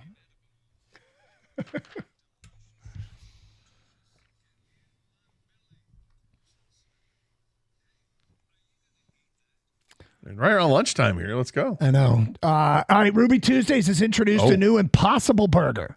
It's served on a toasted brioche bun with lettuce, tomato, onion, and pickle. Each 1/3 pound patty packs 22 grams of protein and no milligrams of cholesterol. Gator, it's a plant-based burger, the Impossible Burger from Ruby Tuesdays. I will start. I will eat that. I can't wait. No Gator, kidding. Are you going to eat that? Look, I prefer the real burger, and I think the real burger probably has more protein in it than the Impossible Burger, but I'm not against it. I just haven't had one. I'll try it. Yeah. I like the brioche. Kang, would you eat the Impossible Burger? Nope. All right. Next up. This is the one we found out at Near State College. Hall's Ice Cream in Millerstown, Pennsylvania, has a tea berry ice cream. It's pink, and it looks like Pepto-Bismol. And it's made from tea berries, a small red fruit. It tastes like wintergreen. Gator, tea berry ice cream from Hall's Ice Cream in Millerstown, Pennsylvania. Are you going to eat that? Yes, please. Okay. I mean, wintergreen flavor? Absolutely. Why wouldn't you? Mint? Love it. I'm in. Yeah. Some people don't like mint. I don't like Some it. I'm people one of think those it's people, okay. yeah. All right. It's toothpaste. They call it toothpaste. Yeah. I'm not a fan. I don't like the York peppermint thing. Not me. I love the York. Fair enough. Yeah. I love the York peppermint thing. Next up, Kraft is coming out with a new ketchup. Heinz is launching a new condiment, one that mixes two of its most popular items, ketchup and pickles. It's pickle-flavored ketchup. It's the original ketchup, adding a tang of pickles. Gator, pickle-flavored ketchup. Are you going to eat that? You know, this is a tough one here because maybe my favorite condiment, if you will, is Russian dressing, which is basically like ketchup, mayonnaise, and some chopped up pickles. Yep. That with Thousand Island dressing, it's kind of the same thing. I love that aspect of it, but this is just straight up pickles and ketchup.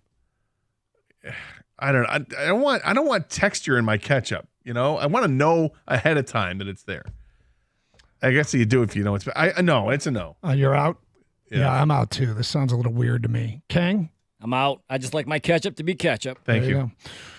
Pretty sure I know which way this next one's going to go. Reese's is introducing the Caramel Big Cup.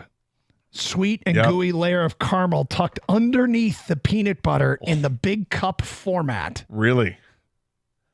Yeah, absolutely. 100%. Yeah.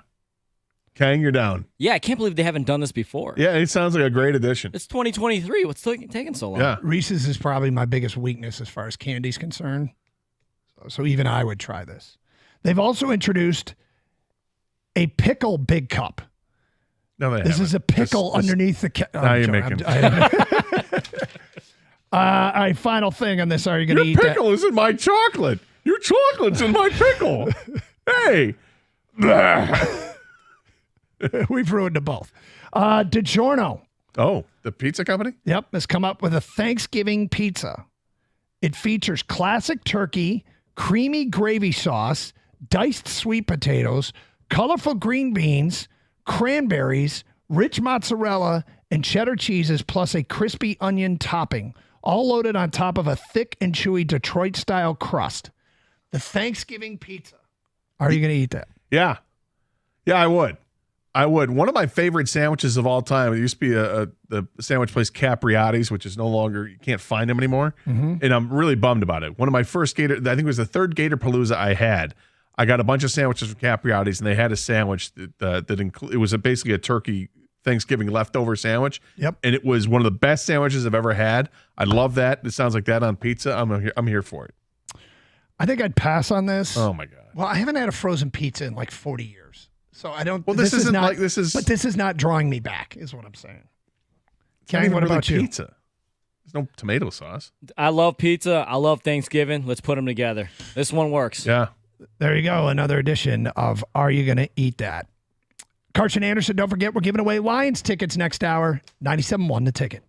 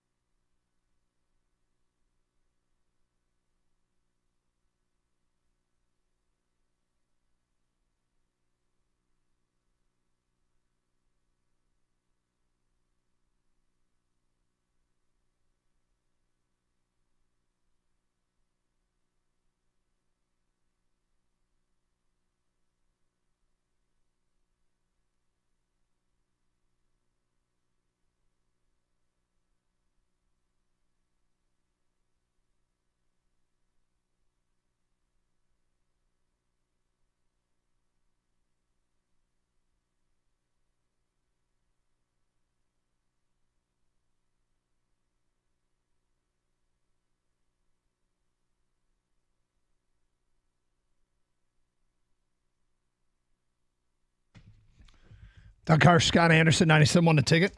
Open lines, 248-539-9797. Let's get back to your phone calls. We go to Mark next on 97.1. Hi, Mark.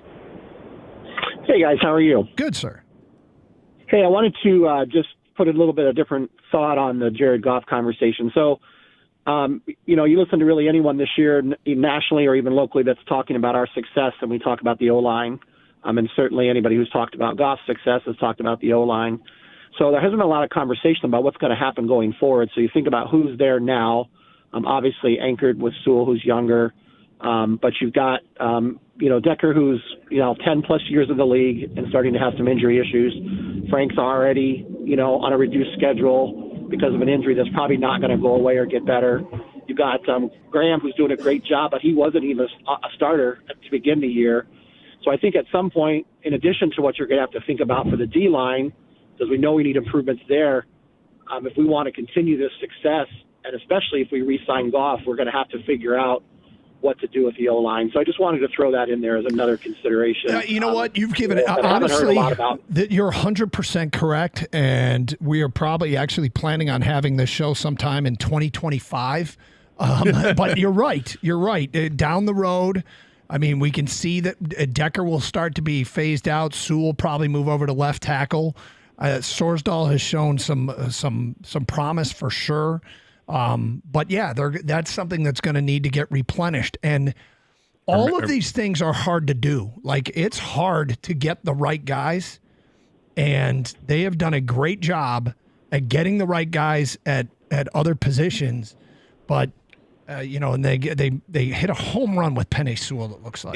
I guess this is where you look at maybe a Patriot model and you try to do something similar to what they did. I mean, it helps when the quarterback doesn't eat up all the salary cap. Yep. And obviously Brady was the GOAT, but he certainly wasn't getting paid like it. And then everybody else in that roster, they were good players, but they weren't like Hall of Fame players at different position groups where you're paying the right tackle the most amount of money, or you've got a rush end who you're paying a ton of cash. They did a great job of not having to spend a ton of money on the rest of their players. They never had this like perennial Pro Bowl wide receiver there. When they took a chance and went for Randy Moss, they got him for nothing, right? Mm-hmm. Other guys they had were really good receivers, but they weren't like Justin Jefferson type. The running backs they had were really good and solid, but they weren't Saquon Barkley getting that next big contract type. It was just, that's how that team went. The Lions, are they trending in that direction where they have a lot of these really good players and they'll continue to supplement it? Or are they unfortunately going to get in this area where, Penei Sewell, we already say, best right tackle in football, and he hasn't even gotten a big contract yet. Frank Ragnow might be one of the top 3 centers in the league. Is he going to get a giant contract? We know the quarterback's going to get paid more commensurate of being one of these better quarterbacks than what Brady did. And then you got St. Brown, who's going to come up when his contract comes up. He'll get paid more than any percentage of what a receiver got with New England. Ragnow's only 27, so we probably don't need to start. The concern is this injury and whether or not they can get it to calm down in an off season, and I suspect they will be able to. He has signed a contract that keeps him here until 2026. There's an out after next year, but I feel comfortable Ragnow, Sewell. They're going to have to make a decision on Jonah Jackson, and at some point, we're going to see Taylor Decker phased out. But he does bring up something that is what really has made this go, the foundation with which all the offensive success is built upon. Is this group up front playing at an elite level? What they did last week against the Chargers was incredible. It was incredible. They went out there and they alleviated the biggest fear that the Chargers have, and that is they're going to harass your quarterback. Did you hear the name Bosa much during that game? No. Did you hear the name Mack much during that game? No. I mean, look, there were no sacks involved by either team. Penei Sewell's outstanding. Did a great job. Did it, and he has all season long. He's nullified guys. You're going to have really good rush ends that you're going to meet up with the rest of the season. They got big games coming up against Dallas. and Minnesota, where you've got two of the top pass rushers in the league, that I think it's safe to say both of those guys are better than Bosa or Mack at this point. Mm-hmm. You know, they just got done with Max Crosby. Max Crosby, you could see on the field, he was a problem. You know, but Sewell did a good job with him. Yep. But Max Crosby was still making some plays in the backfield. But that's going to happen when they go against the elite. I think Parsons with Dallas and Danielle Hunter with Minnesota, those guys are elite as well. 248-539-9797. Carson Anderson, 97.1 The Ticket. Look, if people missed it earlier, we threw this out there because it was an incredible tweet from Ben Fisher of Sports Business Journal. He tweeted out, the Lions will be in sole possession of first place heading into their traditional Thanksgiving Day game for the first time since 1993. Here's the thing about that. Finally, we aren't going to hear, why do the Lions get a Thanksgiving Day game? Finally. And look, I understand it. We all know that, and sharing that note, it's another example of how bad it's been here and why this is so damn refreshing. Lions are good. Lions are good. Okay, do you remember last week you found that graphic put out by Big Game Boomer, the best game day atmosphere in every state? Yeah. And we couldn't figure out, and it's in the state for a college football Saturday, on a Saturday, what's going to be the best game day atmosphere? For that current weekend, yes. In our state, there was a orange and black R, and we couldn't figure out what it was. Turns out it was Rockford. The best football atmosphere in the state was Rockford Davison. Is that who they were playing? I forget it. High school. Do we know who won that game? I don't. Maybe somebody can text us and let us know, or call and let us know who won the Rockford Davison game. Guess what it is this week? What logo is in our state this week? And just so people know, like, you know, Notre Dame's playing Wake Forest. So the state of Indiana, it's the Notre Dame logo. It's not Indiana or Purdue. I don't even know if they're at home, but it's the games played in the state. They just put the logo who will have the best game day atmosphere. Davison beat Rockford 28-14. Did they? In a regional championship. Nobody just walks into Rockford, man. Apparently. Except Davison. Except Davison. Any guesses of what it would be this week? Michigan State's at Indiana. Well, it's got to be the where are they playing Grand Valley Ferris? They are playing it in Allendale, Michigan. So Grand Valley. Correct. GVSU. Well done. It is the Grand Valley logo. Michigan State being at Notre Dame, Michigan at Maryland. 248-539-9797. All right. We swing around the NFL next with the Wide Night Omaha 4 Down Around League Blitzing. Red Wing Hockey coming up today at 145, 97.1. We heard, Doug, there's a big football weekend here in Michigan, and we're going to talk football next also. But listeners right now, they're loving the Play Gun Lake Casino and Sportsbook app. It's the only app I recommend right here in the state of Michigan. They've got odds, bets, slots, and games. Download the Play Gun Lake Casino and Sportsbook app right now and play all your favorite casino games right at your fingertips. It's the casino and the sportsbook right in your pocket, and they go wherever you go in the state of Michigan. Play popular online slots like 88 Fortunes, Cleopatra's Gold, and my personal favorite, Wheel of Fortune. New slots, Atomic Meltdown, Imperial Wealth, or you can play with a live dealer on your phone. Enjoy blackjack, roulette, baccarat. Check out Ultimate Texas Hold'em on the Play Gun Lake Casino and Sportsbook app. Great offer right now for new users. Download the Play Gun Lake app and get up to $1,000 casino bonus back if you're down in the first 24 hours. The Play Gun Lake Casino and Sportsbook app. It's your time to play. New users only. Casino bonus must be wagered. Terms and conditions apply. See website at playgunlake.com for details. You must be 21 and in Michigan. Gambling problem? Call 1-800-GAMBLER or Michigan Problem Gambling Helpline at 1-800-270-7117.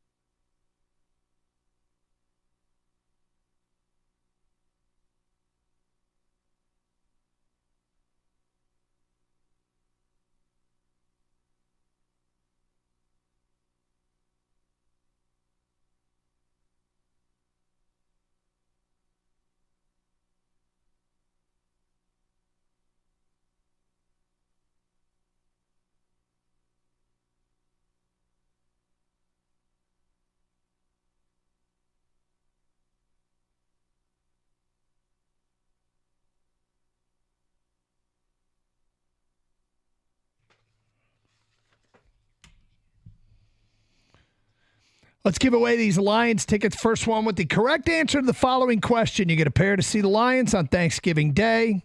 Earlier in the show, Gator said a member of his family was from Sweden. What member of his family was from Sweden?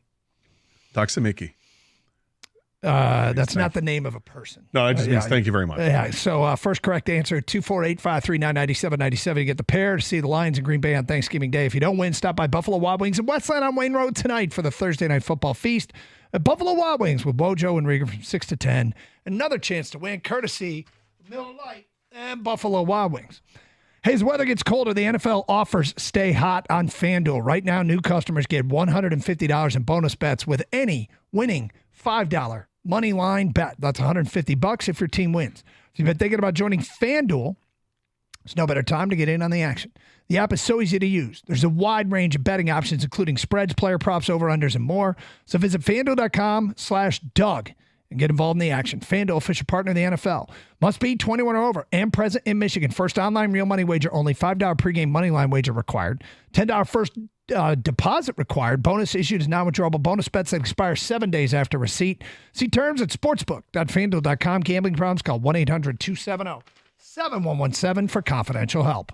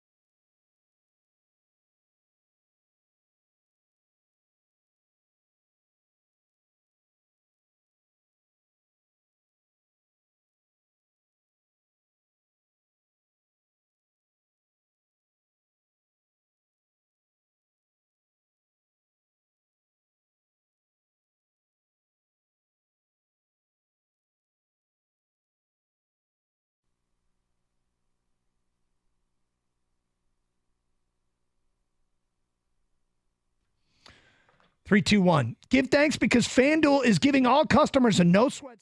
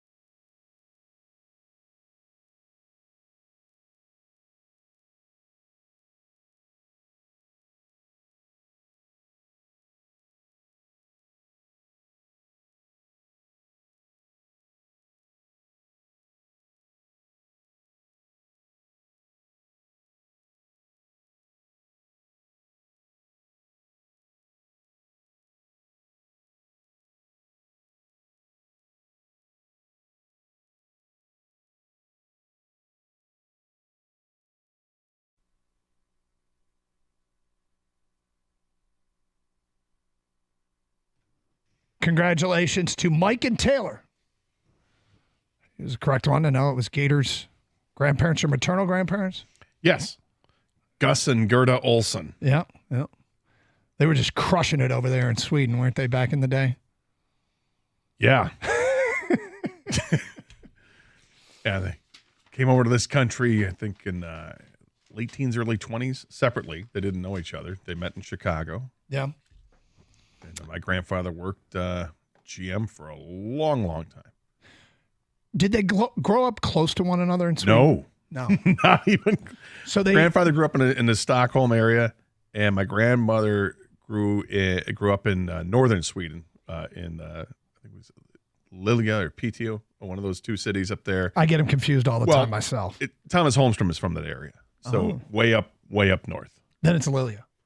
It might be. I have no but they have jokes in Sweden.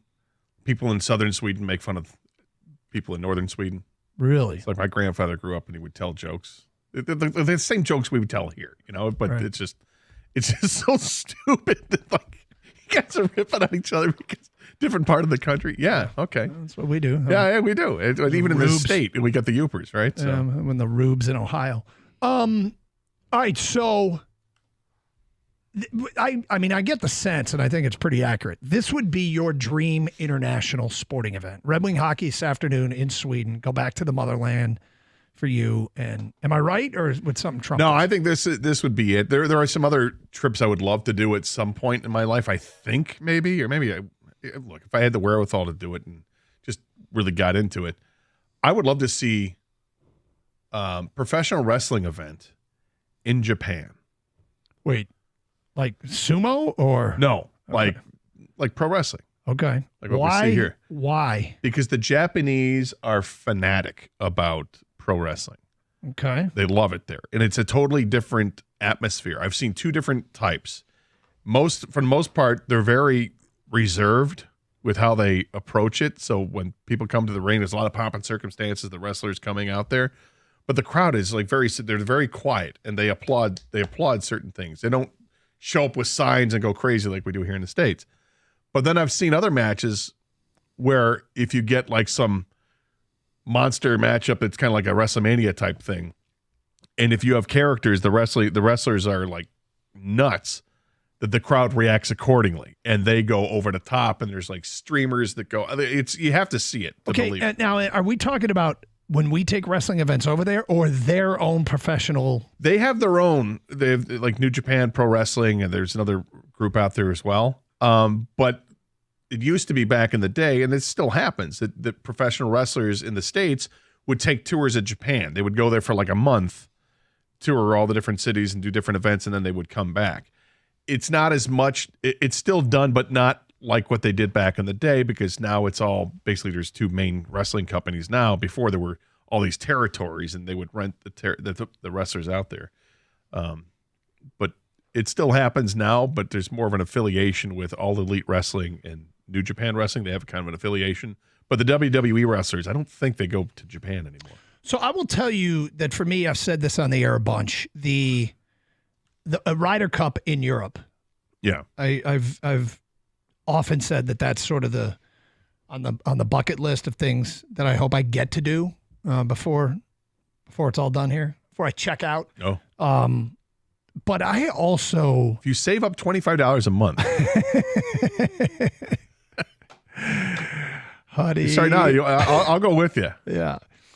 But I got to tell you, international soccer, like a big international soccer game, like, I don't even know who the good teams are. I really don't. And that maybe it's World Cup. I think World Cup looks just insanely intense. And I want it the whole spectacle. Like, funny thing is, you go to our games, Lions games, Michigan State, and people come in from out of town and they want to be down there and see the band march in and do all the tailgate stuff and stick around afterwards, and like to experience the entire thing that we get to do every single weekend, if you so choose, with the 3 local football products we have, which are all big time programs. Gator, I think doing that same thing for a big soccer match in Europe would be awesome. I think I'd love to do that. Kang, what about you? What would be your international event? Probably like F1 Monaco. Can't hide money.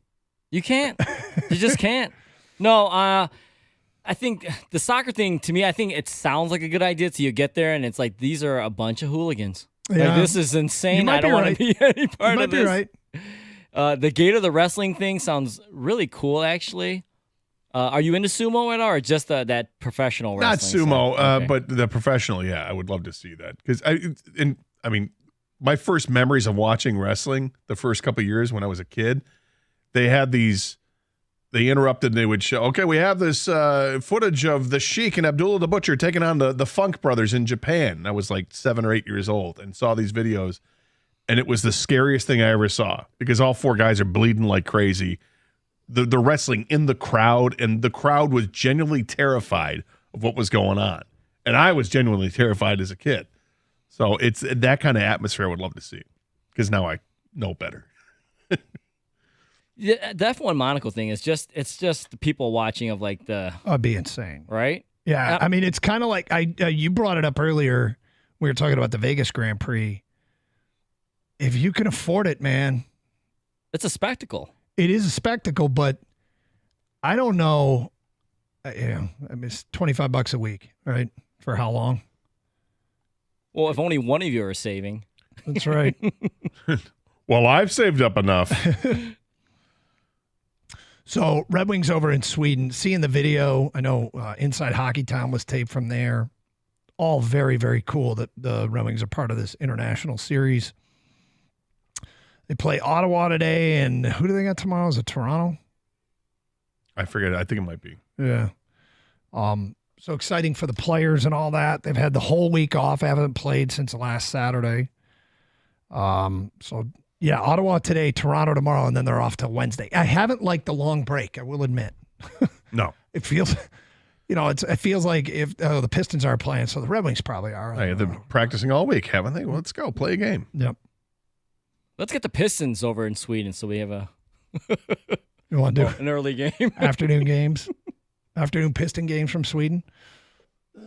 Anyway, hey, look, Red Wings have gotten off to a fun start. There's a little bit of premium on these games. So, well, I'd like to see him play some more consistently, get better goaltending play. That would make me feel better. I would like to see Larkin and DeBrincat start clicking again and putting the puck in the net more. I mean, it feels like it's been a while since we've seen Dylan Larkin do that on the score sheet. Yep. But they certainly have the team to do it and to improve. And maybe this is a little relaxing, a little bit to go to Sweden. They know that they're going to be beloved by the fans there because of the Red Wing organization. It's good to get a win over Ottawa earlier this year, so a chance to get another one after that disastrous, that disastrous 2-game set last year, which kind of ended their run at the playoffs. Red Wing afternoon hockey is next here on 97.1 The Ticket.